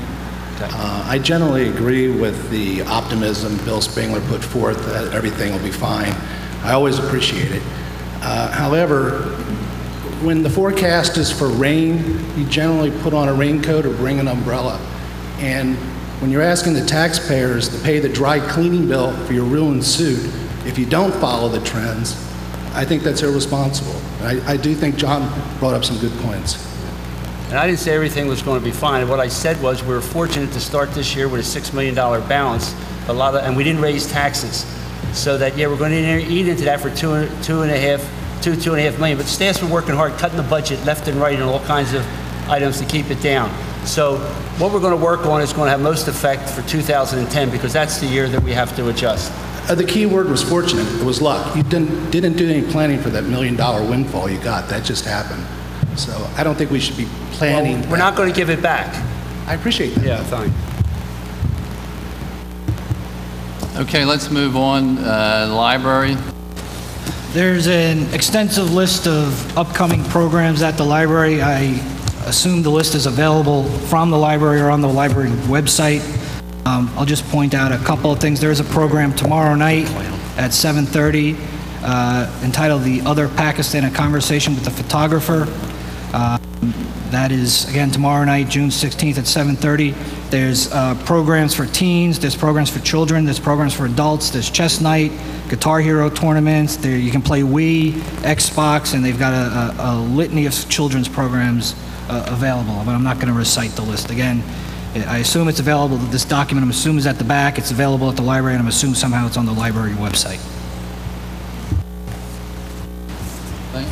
Thank you. Personnel administration. Looks like... I'd like to get an update from John Granger on the manager search. He's not there right now. Oh. He took a break. He'll be back. Why don't we go on to Park and Rec? One thing on the agenda for tonight is Resolution 2009-26. It's Radnor Township Cowan Park Development application. We need we're requesting authorization to submit an application to the DCNR for the Cowan Park project. Tom, can you give us a little update on what this entails?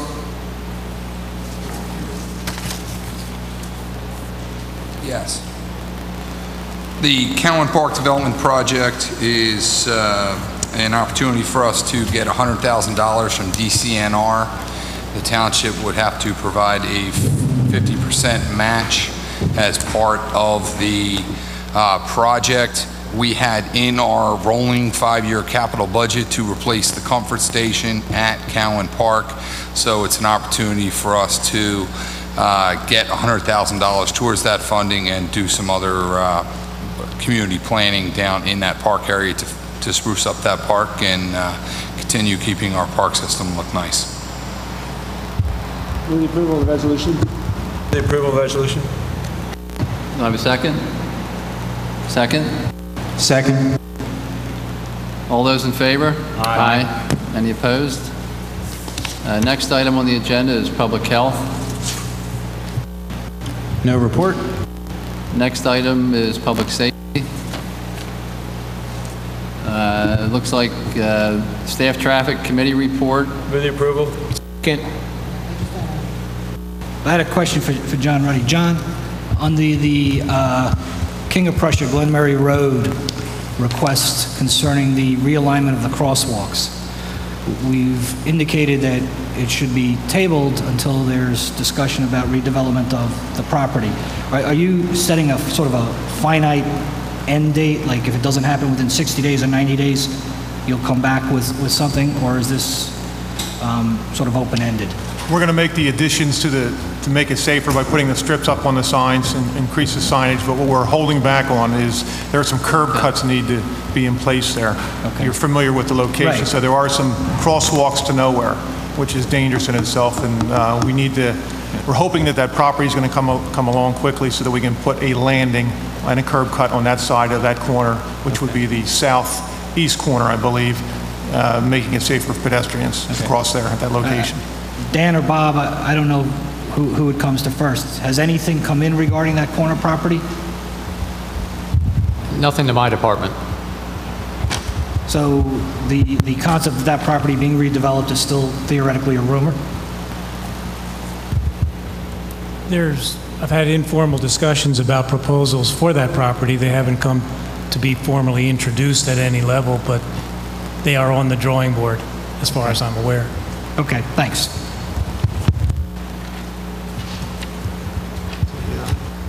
Yeah, the Staff Traffic Committee report's been moved and seconded. All those in favor?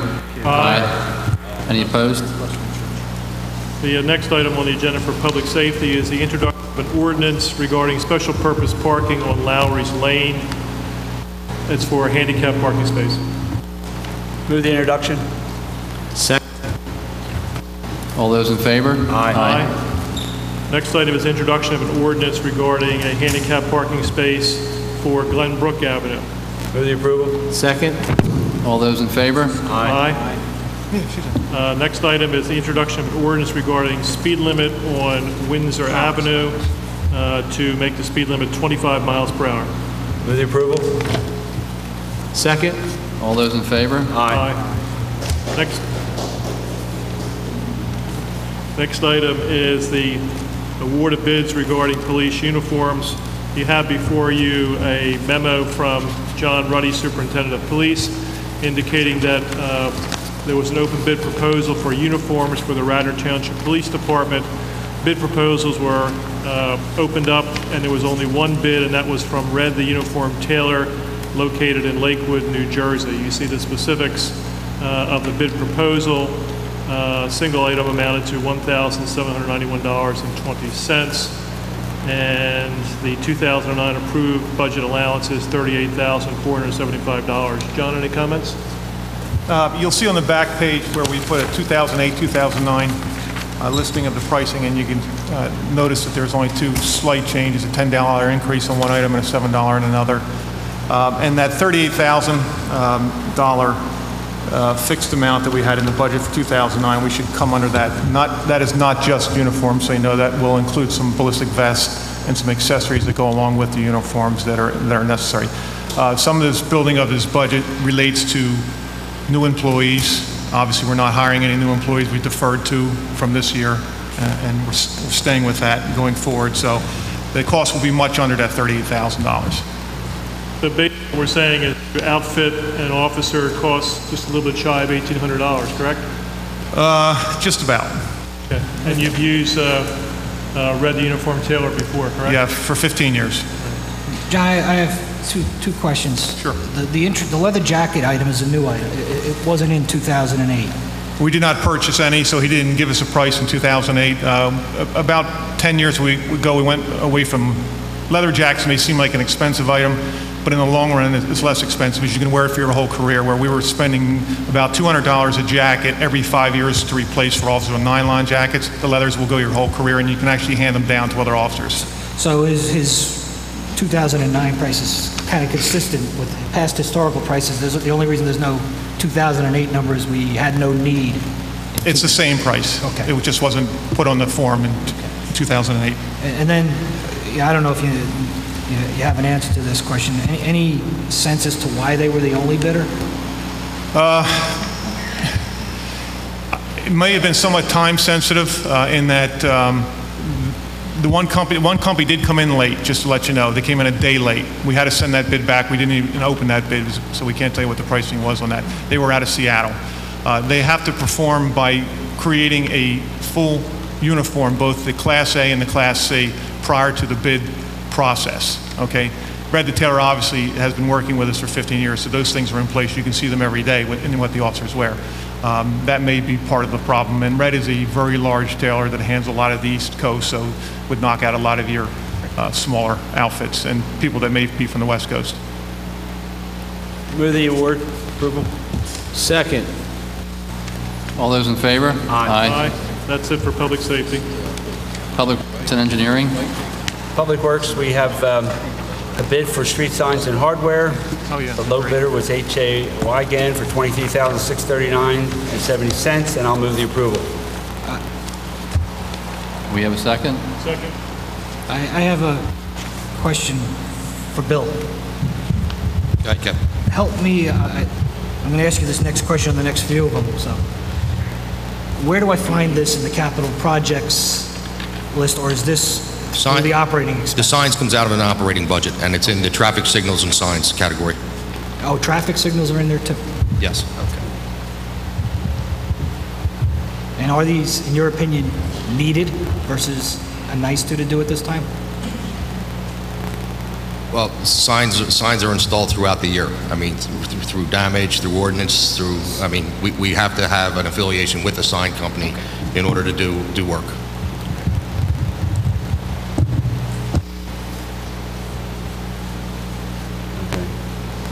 Any other questions? It's been moved and seconded. All those in favor? Aye. Any opposed? Next item is authorization to proceed with capital projects. John? It's a list that we've been going over and over. Mr. Chairman, the board asked for specific authorization on individual projects, and the administration set forth 5 projects. 4 projects to be, we'd like authorization to get bid on. One is the installation of approximately 1,100 linear feet of sanitary sewer on South Wayne Avenue between Audubon Avenue and Runnymede Avenue. The next is installation of about 510 linear feet of sanitary sewer on Pembroke Avenue between Lancaster and Midland. The next is installation of 780 feet of guide rail along Ithan Avenue between Rolling Road and Wild Haven Road, and then to replace these steps leading up to Ordisso Park Field. I'd like authorization to go out for bid for those projects. I'll move the approval. Do I have a second? Second. I just have I do have a couple. I assume these should be mostly directed at you, Bill, so if I'm misguided and somebody else has the answer, just let me know. The sanitary sewer on South Wayne, is that what is identified in the capital project as the Pembroke to Audubon project? It should have been Audubon to Runnymede. Should have been Audubon to Runnymede. It is the South Wayne Sewer project for $150,000. So this capital project, where it says Pembroke to Audubon should have said Runnymede? Correct. Okay. Thank you.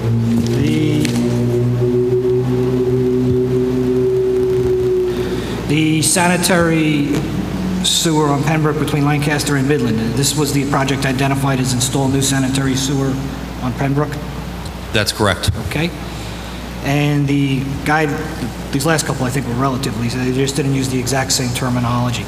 The guide rail on Ithan between Rolling Road and Wild Haven is what was identified as install new guide rail on South Ithan? That's correct. Okay. And for Odoricio, the project that was on the capital plan included more than just the steps. Are we just going to do the steps, or are we doing them at different times? No, we would just like to get the steps done. The steps are over 30 years old. They're a safety hazard to the public out there. They're beyond repair, and it's something that the board should really consider replacing at Odoricio Park. Anybody that's been up to Odoricio Park and saw the railroad tie steps up there will understand the liability issues looking at the steps. But the project in the capital plan, it says install new building, dugouts, water line, steps. So we just doing the steps this year and deferring the rest of the, Tom's nodding his head, I don't know if I... We are going to defer the other projects and just get the critical item done. Okay, thank you. Okay, it's been moved and seconded. All those in favor? Aye. Any opposed? That completes Public Works and Engineering? Yes, thank you. Okay. Old business? Any old business? Any new business? Any public participation? John Nagel, Bryn Mawr. It's been a tough year for Radnor Township, and especially for you gentlemen. And you're about to embark on making some decisions that are going to affect the services to our township and also our employees, and it's really hard not to notice that the Fifth Ward is unrepresented. Now, I've read the charter and I've looked at state law, and there's very little that seems to be available to us. So I'm wondering which of you gentlemen is going to step up and represent the concerns of the Fifth Ward. You can call me. I always do, Bill. I've been dealing with some issues that are on the edge of Fifth Ward. This is a question for John Rice. Is there any obligation of the board to deal with a vacancy on the board, the apparent vacancy on the board, by an absent member? An obligation? No, and I believe the charter sort of leaves open the question that's in some of the other codes in terms of an absentee elected official. There's some action residents could take. I don't really want to get into legal opinions as to one of the sitting commissioners, at a public meeting, but it's something that at some point, if the commissioners are inclined, can certainly talk about that. But your charter is silent in terms of what the obligations are for any elected officials. Some codes have specific provisions regarding missing meetings and things like that. Your charter is silent in terms of that. That's all I have to say about it at this point. Thank you. All right, thanks.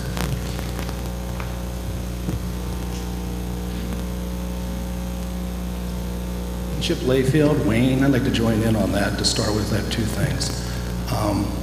In the past, the Board of Commissioners has brought several really silliness to the Ethics Board. I think that this is a matter that the board as a whole or individuals should bring to the Ethics Board if the 5th Ward Commissioner doesn't have a legitimate medical excuse, and I don't know. But the charter envisions 7 members, an unequal number, and it's in the entire community's interest that that happens. So I think you all have a responsibility to us. Secondly, I had hoped by now there'd be a public discussion on what criteria the board is using to search for a new manager as a board and as individuals. And I would hope you'd want some public input as to what we think we need. And I'd also think that we have 3 candidates that are running for commissioner. 2 of those will definitely be on the board. It's my hope that you would bring them into the process, maybe not with the vote, but certainly for their input, because they're going to represent us as well, and I think that would be important. So again, I hope you'll consider bringing the 5th Ward Commissioner to the Ethics Board. This is serious, and I hope that you open up the manager search to the community and to the candidates. Thank you.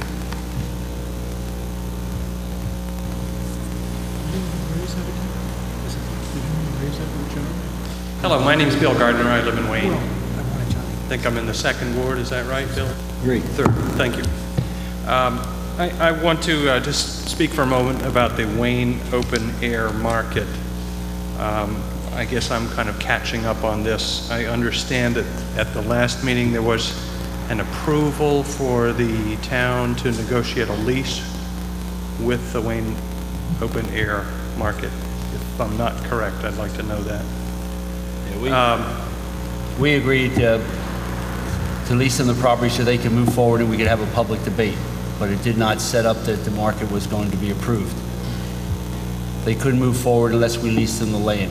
They made a presentation to us. We decided that we would lease them the land and then we'd have a public debate. And if they got public support, they could do it. And if they didn't get public support, we probably wouldn't do it. If I can... Seems like an awkward process to me. Well, if I could just address, Mr. Spengler, what the board did was to authorize a lease, which has not been back in front of the commissioners. That would enable the people that were proposing the open air market to file for a conditional use hearing. They have not filed an application. It's my understanding they intend to file an application before the end of the month, and that'll be an advertised hearing. Under your zoning code, it's a use permitted by conditional use. That'll be a hearing back in front of this board at your next meeting.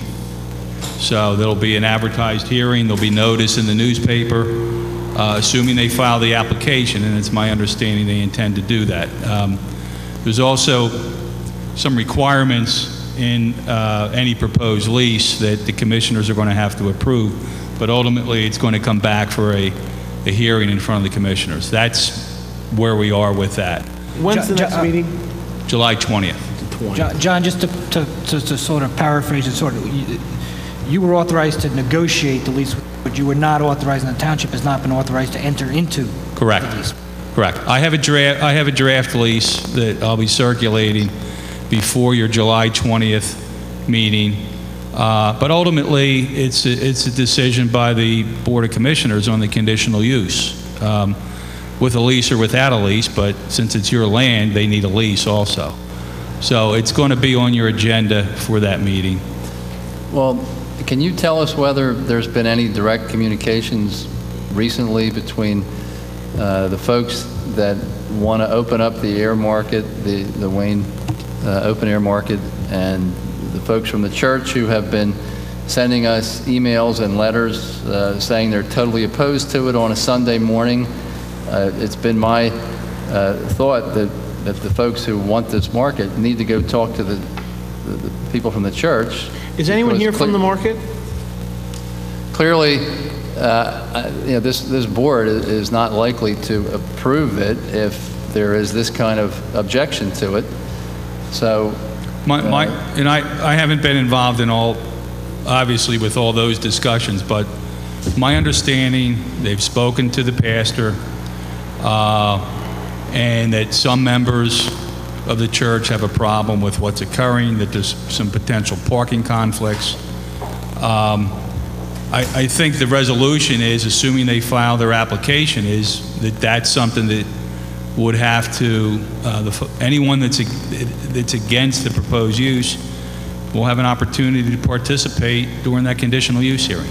Well, I understand that, but I think that the folks who want this market on a Sunday morning need to go back to the church and schedule a group interaction so that we can find out if they can work this out and do it on another day, another location. There's been a number of different proposals, but before, why get into it here if they can meet and work out the details? So I can communicate that to them. Would you please? Well, I'm sorry, I thought you were done. I like to say, well, I asked them specifically, have they talked to people at the church? And they assured us at the meeting. That's why I'm curious that they're not here. They told us they talked to the church. They told us they talked to the church, they talked to the library. I asked because I knew this was coming. If you do something like this, people are going to want to have questions answered, reasonable or unreasonable. And clearly the United Methodist Church has a concern, and I know the library has a concern because I've gotten letters from the folks in the library because I'm the liaison to the library. Chief, you have something to say?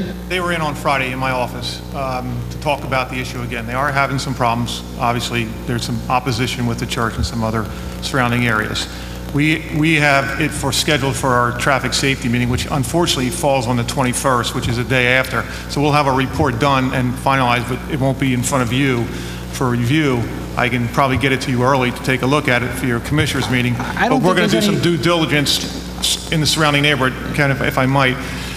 What we found with speed humps was that when people go and they're pushing the product, people tell them a different story at the front door. When the police go, we get what the real facts are. Nobody likes to say no to somebody, but then when the issue comes from someone that has no bearing on the case, they'll give us more input on whether this thing is going to float or not. Excuse me. I got a call from Sam a couple weeks ago, said they had a meeting with the Methodist Church. It didn't go well. There were a number of people there for the Methodist Church that were opposed to it. So I think that the people involved have to get back to the Methodist Church, and if they can't work it out, then it's going to be very difficult to move forward, I would think. Yeah, and there's been some other locations that they've looked at, but there'll be people around those locations. They're not permitted by conditional use. They'd have to get a zoning variance. So I think they're still focusing on the township property. And I've heard bits and pieces from a couple different sides that people are for it, people are against it. But we can communicate the need to address the church's concerns again. I was just going to say, John, I don't think there's any reason to rush this thing forward. Right. I think you keep your meeting on your regular date. Let's, let it percolate. I just don't think there's any reason that this has to be rushed onto the July agenda, in my opinion. It's fine. If I may, I just have a brief comment. I, for 7 years, was manager of Reading Terminal Market in Center City, Philadelphia, and I've been consulted by farmers markets in many places in the country. I've observed markets in many places in the world, and I'll tell you that I've yet to see a farmer's market that doesn't have a parking problem. And I think that although I love markets, and we have a wonderful market here, I think that setting up a parking problem in front of a church during its worship service is not a very thoughtful thing. That's what I have to say. I agree. And the specific question I asked them, have you talked to the people at the church? And they assured me that they had. So, you know, obviously there was a miscommunication somewhere, because I hear exactly what you're saying. Makes perfect sense to me. I think Bob Lober wanted to add something. Excuse me, I'm following their meeting with Chief Ruddy on Friday. I met with the women that are considering the application for the open air market. They're in the final evaluation stage of whether or not they're going to commit to the proposal. All things considered, they've evaluated costs. They've done due diligence meeting with the church personnel. They're planning on doing a neighborhood meeting, discussion individually with people to determine how much opposition or support they may have at this point. My feeling was that they are looking very, very practically as to whether or not they're going to proceed with the actual application. They're considering all the positives, all the negatives, and they're going to be making a judgmental call by the end of June, because they know they have to make a decision by then if they wish to proceed to get on the agenda for the July 20 meeting. So that being said, all the particulars about parking and all that's the time when those issues will be on the table for discussion and debate if they come forward with their application for conditional use. But quite frankly, they're evaluating their position right now. I can honestly say they're assessing all the positives and the negatives, and they're going to be making a big decision real soon. Bob, in that meeting, did they send you any kind of signal that if they were deciding not to move forward, they would actually proactively inform us, or would they just go silent? No, they were still holding on to their optimism as to proceeding, but they're getting very realistic about the opposition, and they're trying to figure out how to best address the opposition to try to come to a comfortable level so that they can come forward at a public meeting and not be overwhelmed by opposition. Rather, they wish to bring in some support as well. That's my gut feeling from my meeting with them on Friday. Thank you.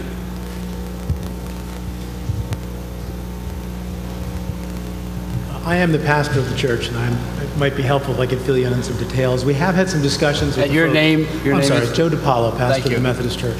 We have had several meetings, and most recent was just last week, in which we tried to express that the idea of the market is one that we think is fine. The question is why it needs to be at that time and at that place, and that there are other times of the day, other times of the weekend. I think it's significant that earlier this evening we heard a report from the Jazz Festival. One of the local merchants said that she thought it was a tremendous improvement to move that from Sunday to Saturday, that actually helped boost local business. But from our perspective, there's a lot of things that it brings up. And one is simply this, that a large portion of our community comes here on Sunday morning for the various churches. And that time of day, for many people, is more and more being encroached upon by so many things, leagues and sports and businesses. And we've tried to express that to the women, and I've tried to express that, and I'd be happy to support it if we could find either another time of day or another place. But so far we haven't been able to do so. And I'll be happy to continue those discussions, because we're not opposed to the idea of a market, and not even necessarily in that site, but Sunday morning at 9 we think would really potentially really harm our ability to function. And the Baptist Church has expressed similar things. Thank you. Any other public comment?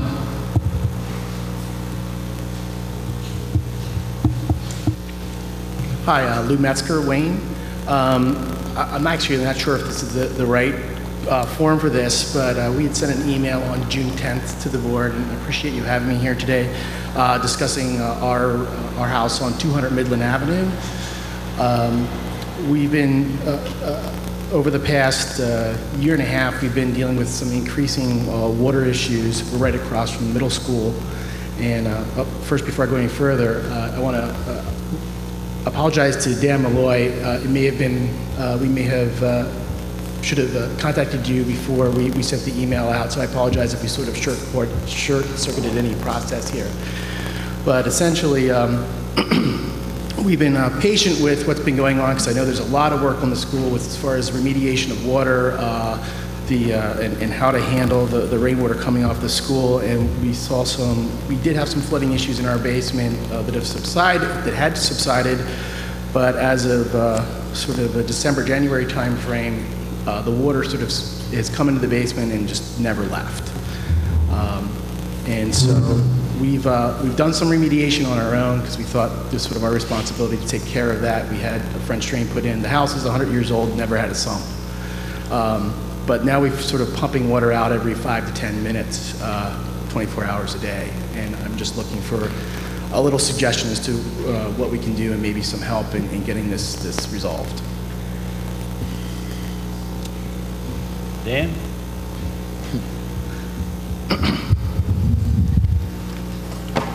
I'll be happy to come and visit you. We could take a look at your house. The system that's installed in the back is not functioning yet. The largest portion of the watershed still has not been connected to the system. So if our system is causing a problem now, you're really going to have a problem when we actually connect it. I thought you were saying it was going to get better. Well, no. There's a very minimal amount of water getting into what I'll call the milk crate system. We have a little bit of Llewellyn Avenue getting into there, and one inlet in School Lane is connected. Everything from South Wayne Avenue upstream is not connected. That's still flowing right into the culvert. That will be connected later this summer. So I'll be happy to meet with you. We could take a look at the house and try and figure out if there's something else going on. Okay, that'd be great. It does seem as if the water's coming up from underneath the house, but maybe the best action is for me to contact you directly, Mr. Malloy. That would be perfect. Okay, great. Thank you very much.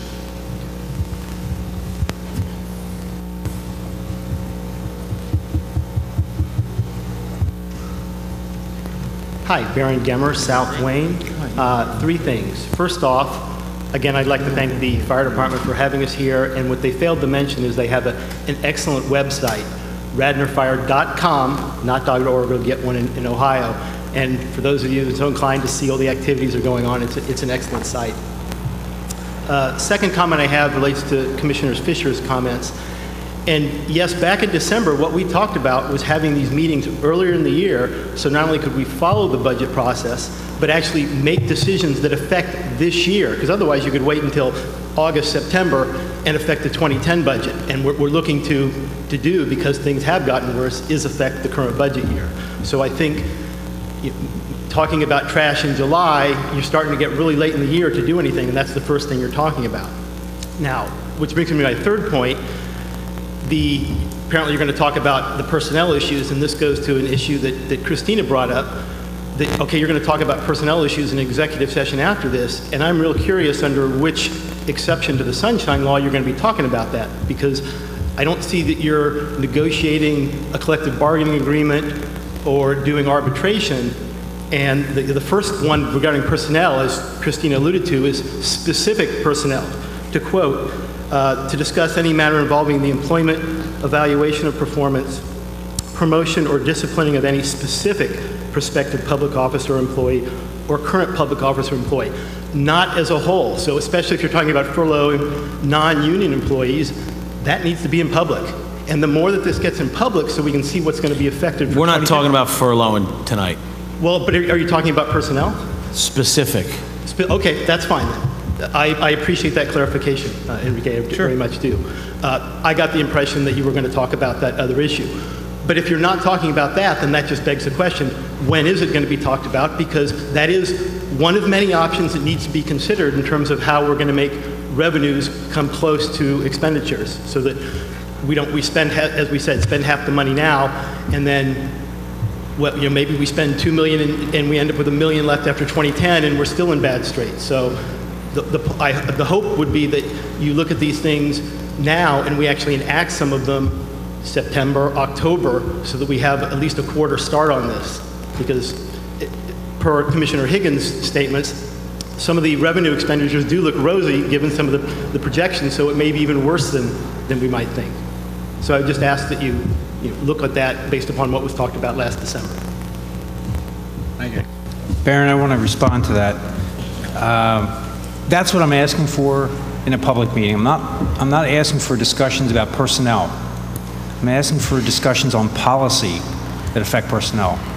So if we're going to discuss, like in tonight's executive session, we may discuss individuals, but there's a good chance that it could bleed into discussing policy, and that's something we can't do. It won't bleed into it. I won't be involved in the discussion. Maybe you will, but I won't. I won't either, and I don't think that's what's going to happen. But by not allowing for it in public, it's almost like begging the question. It's like, if we don't create time for it here, then it ends up... You know what, John? You're the vice president of the board. You helped create the agenda. Why don't you put it on the agenda? Let's talk about it. It's on the agenda. Well, then... It's under monthly budget update, right? Item E, under finance and audit.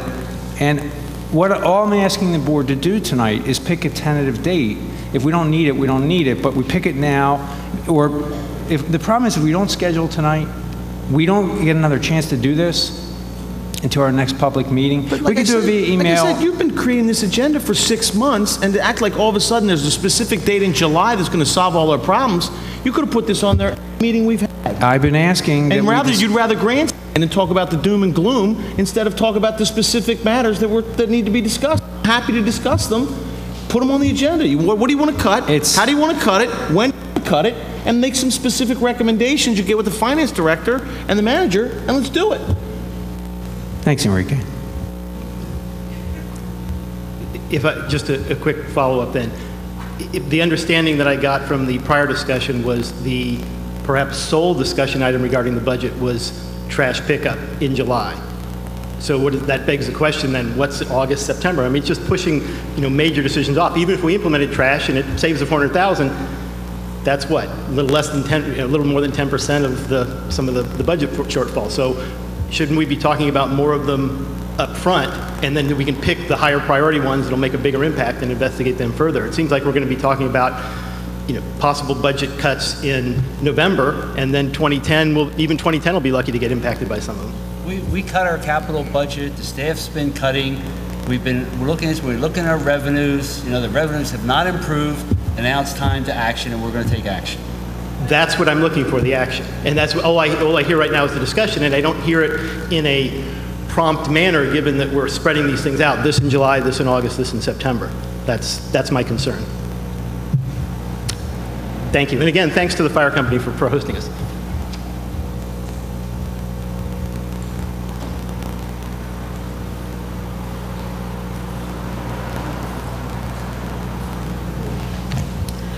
Good evening again. My name is Christina Peroni. Specifically about Mr. Granger's recommendations, is that something that's already on the website? Is that something that the public can look at? No. Can we get that on the website so the public can look at these recommendations? Mr. Granger's recommendations have to do with personnel. Okay. Has to do with evaluation of personnel, and it will not be posted on the website until the commissioners have had a chance to discuss it in executive session. I have no interest, nor does the community have interest in getting into anybody's private business. We want to know what's going on with the public's business. We want to know what are these recommendations specifically that we can talk about that will affect our budget. I don't want to know about any person. That's not my goal, and nor do I believe that's the community's goal. We want to know how are we going to reach these and achieve these goals, and the only way to do that is to have the conversation. And I will add to the confusion by saying that I recently learned by looking at the website that Amy Cuthbertson has given her resignation and is leaving our township. As someone who has worked very hard on the finances in this township, Amy Cuthbertson has been a breath of fresh air. She has worked relentlessly to try and put information out there, to be clear, to start doing budget to actuals, all those things that for years and years we would ask for, and Mr. Blake would say, no, there's no reason for that to be out there. That doesn't belong to the public, and Mr. Bayshore would stop it from being in the public, and Ms. Cuthbertson tried very hard to help us and work with the community. And so, to throw another elephant in the room, this incredible person with this incredible knowledge is leaving us. So that should make all of you scared to death, that we need to work harder and faster. We are losing our institutional knowledge with Ms. Cuthbertson. No offense to the people in her people in her department, but you know, she has been incredible, and she's leaving us. So you guys should be hurrying. We need you to hurry and make some tough decisions and get out there and talk about it.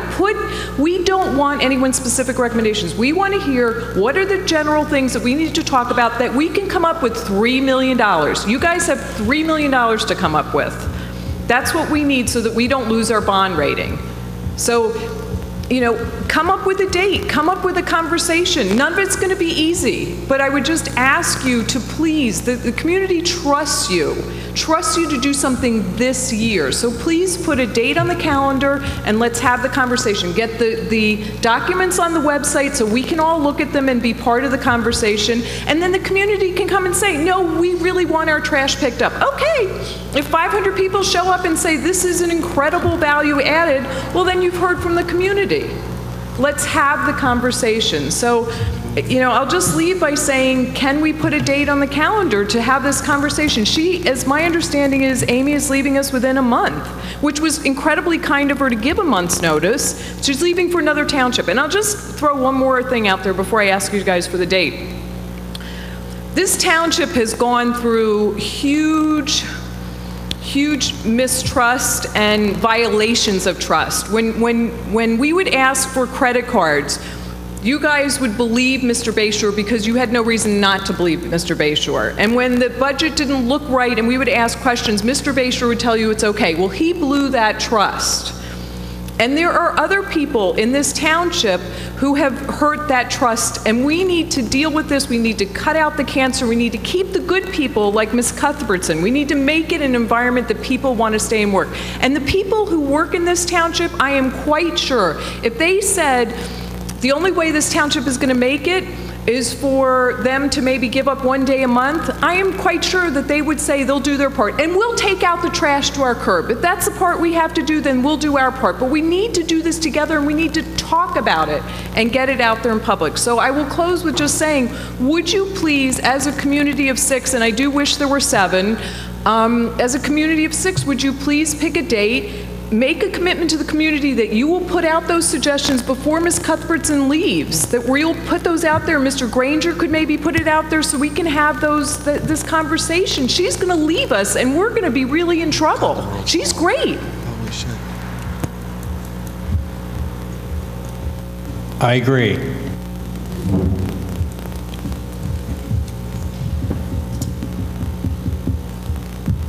Anything else?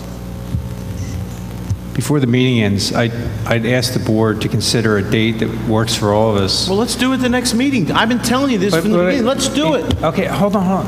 I agree. Amy, what is your last day?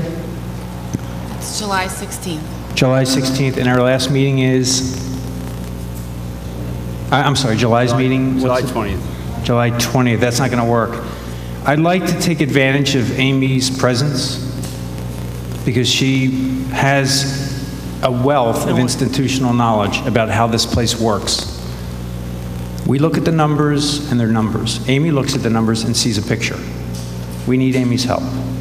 So if we can come up with a date, and I'm not going to put you on the spot. Everybody here wants to do the right thing. It's a lot of pressure to deal with this in public. But if we can pick a date. No, it's all, with all due respect, it's also inappropriate grandstanding, okay? you know and have known, we're meeting after this meeting. But Tom, Don't cut me off, okay? What we're going to do, we're going to have the executive session. It's personnel. We're going to have the executive session tonight. We're going to see where we are, and then we will determine when we will meet again to discuss the financial issues that we all know are hanging over our heads. And we will do that in very short order. But that's what we're going to do. I'm not going to pick a date tonight just because you want to pick a date tonight, just because Mrs. Perrone wants to pick a date tonight.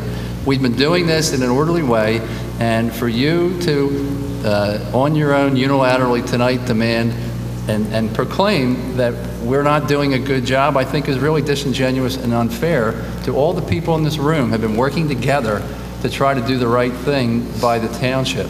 So we're not going to ignore it. We're going to do it.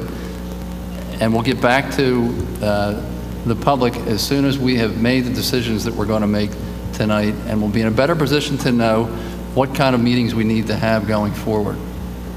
Any other public comment? Tom, I'd like to respond. Hang on. Tom, tonight's meeting, executive session, only have personnel discussions. We are not legally allowed to talk about budget in that meeting tonight.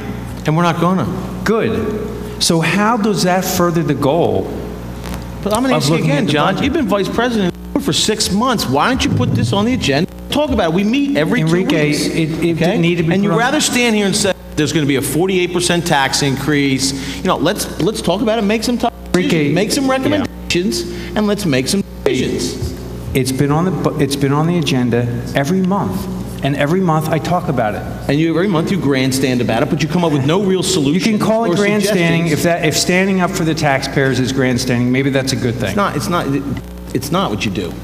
Grandstanding is what you do. Reading the financials and analyzing the financials in a meeting is not grandstanding. That's good government.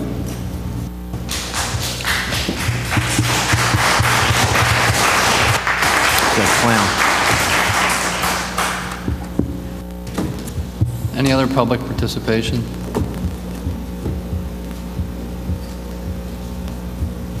My name is Darla DeMauro, and I'm a resident of the Township on Windsor Avenue. I also happen to be a member of this fire company, not in uniform tonight, and I am also a member of the United Methodist Church in Wayne. And while we've heard comments from 2 of our members previously, and thank you to the folks up in the front for clarifying what's going on with the open air market.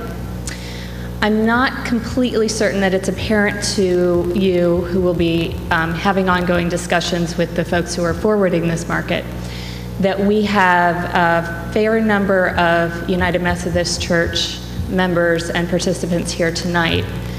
So I hope this isn't appropriate, but since it's late, I would ask that the members who are here tonight, I'm told there are still about 15 and we've lost about 5 due to the late hour, but if you would just simply raise your hand so that our leadership can see that the United Methodist Church did come out in force tonight. Everyone who's in the United Methodist Church, simply raise your hand, please, so that they can see that we have participation in opposition to the market at that time and at that place. And just one last comment, I do want to say that I live within walking distance of the church. We do walk our small child to church every week. And I also frequent the Lancaster Market, live within walking distance. Very fortunate, we purchased our house on purpose to be in proximity to these locations. And so I'm likely to be supportive of an open air market because it's the kind of thing that we came here to enjoy, but at the right time in the right place. Thank you. Mr. Mahoney, if you would permit me just a moment here to say something. We're public discussion. I would like to, I'm John Osborne, the treasurer. I'd like to take this opportunity to thank Amy Cuthbertson for her fine work, her cooperation, her professionalism, and I'm really going to miss her.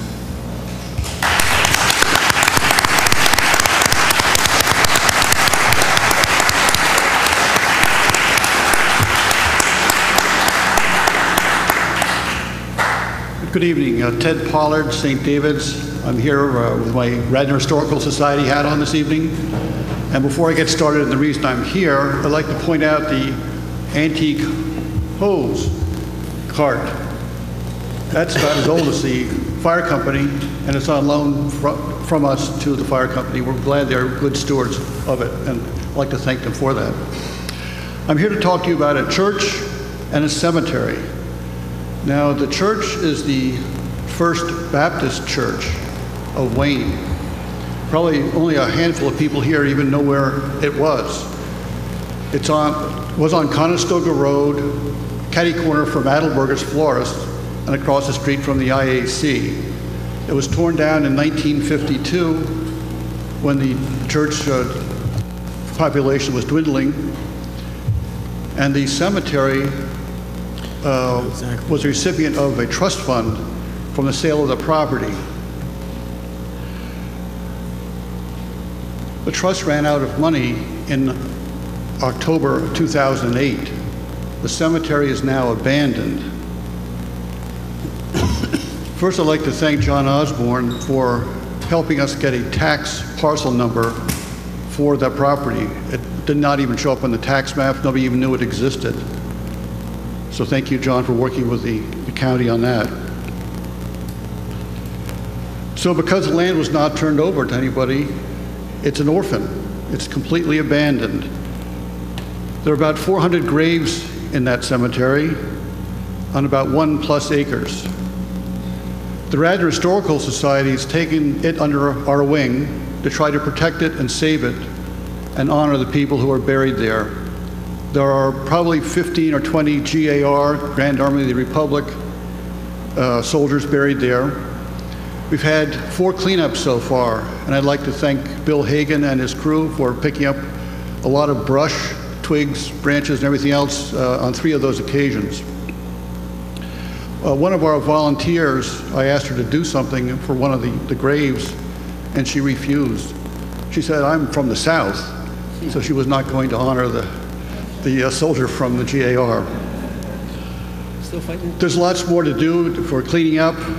We've had a lot of volunteers. We have about 25 on our mailing list.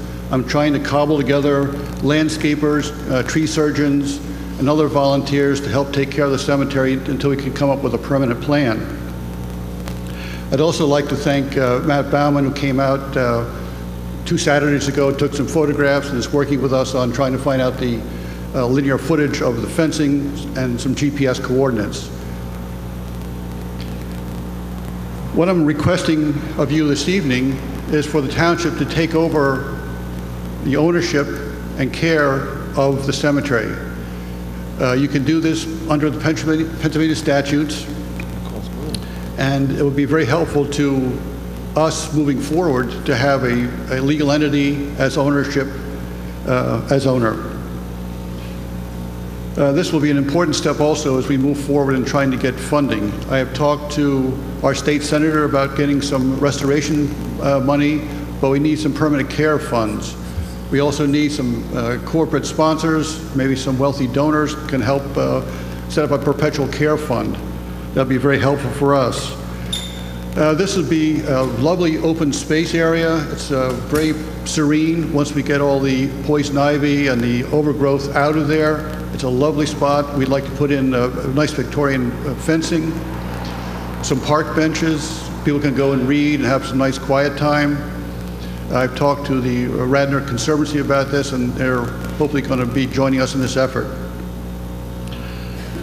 So that ends what I have to say, and if you have any questions, I'll be glad to answer it. Otherwise, I have the statutes and some basic information I'm going to hand to Mr. Rice. Thank you. It's a lot of work. It's a lot of fun. Please join us. If you want to volunteer, please contact the Radnor Historical Society or call me at my home. Thank you. Yeah, thank you very much for all you've been doing for the cemetery. Good. It's a pleasure. It's a delight.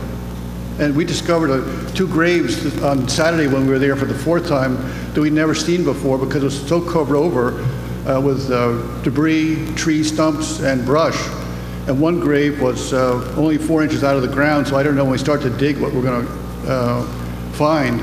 But we have a very large plot plan from the WPA survey done in 1937 that we blew up, and we've been identifying the graves. We can kind of figure out the pathways and where people are buried, where they should be buried, so we can start to find out. and then come up with some restoration funds. One of the people that I've been able to pull together is a gravestone restoration expert. And so we've marked graves, we've marked some grave fragments, and if we can come up with some funding, we can start to repair the graves. And some have been knocked over by vandals or just old age, and we can set them upright and say if your family is buried there, you'd be pleased to have this work done on your family cemetery. So again, thank you very much. Thank you. Any other public comment?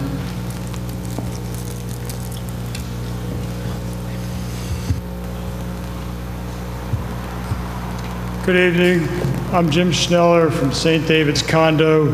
I have something very urgent to speak about, which I can do very quickly. I think if we're talking about cemeteries, we might want to just put our hats to our breasts and kiss any more open space in downtown Wayne goodbye.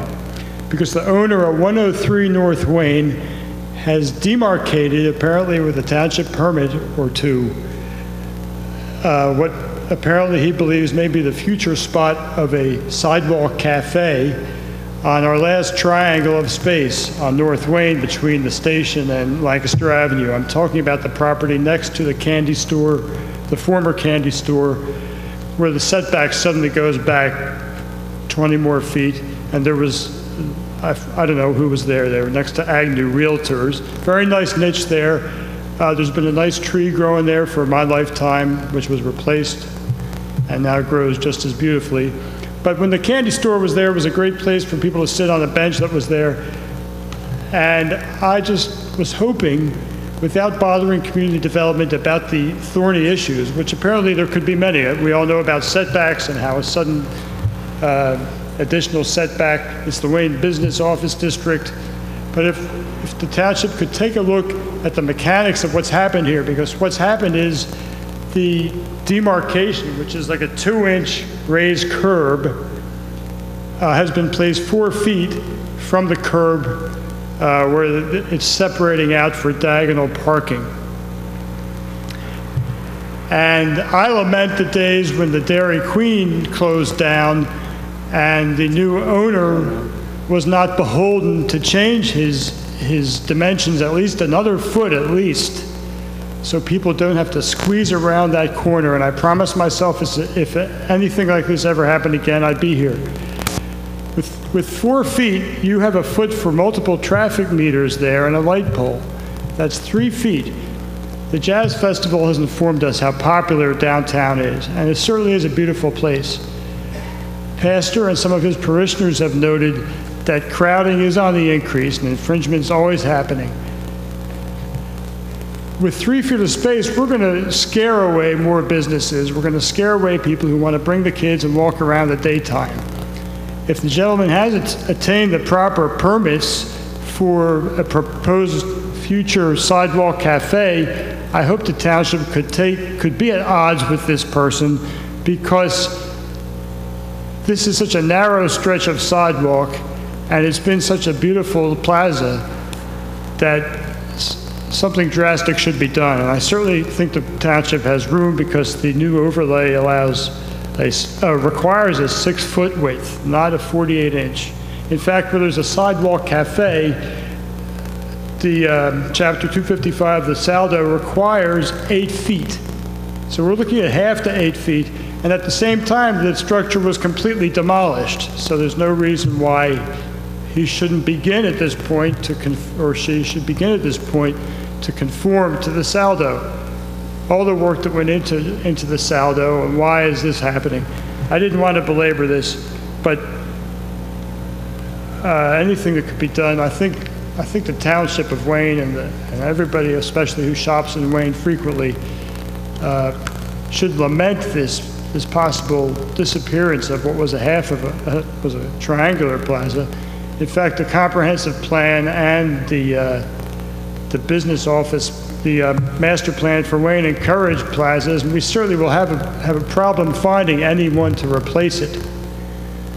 Thank you. Thank you. Any other public participation? Motion to adjourn? Before we adjourn, I just want to thank again Dave Roderick and the fire company for hosting us. This has really been a terrific night for us. We wish the fire company nothing but success in the future. Thanks. Thank you.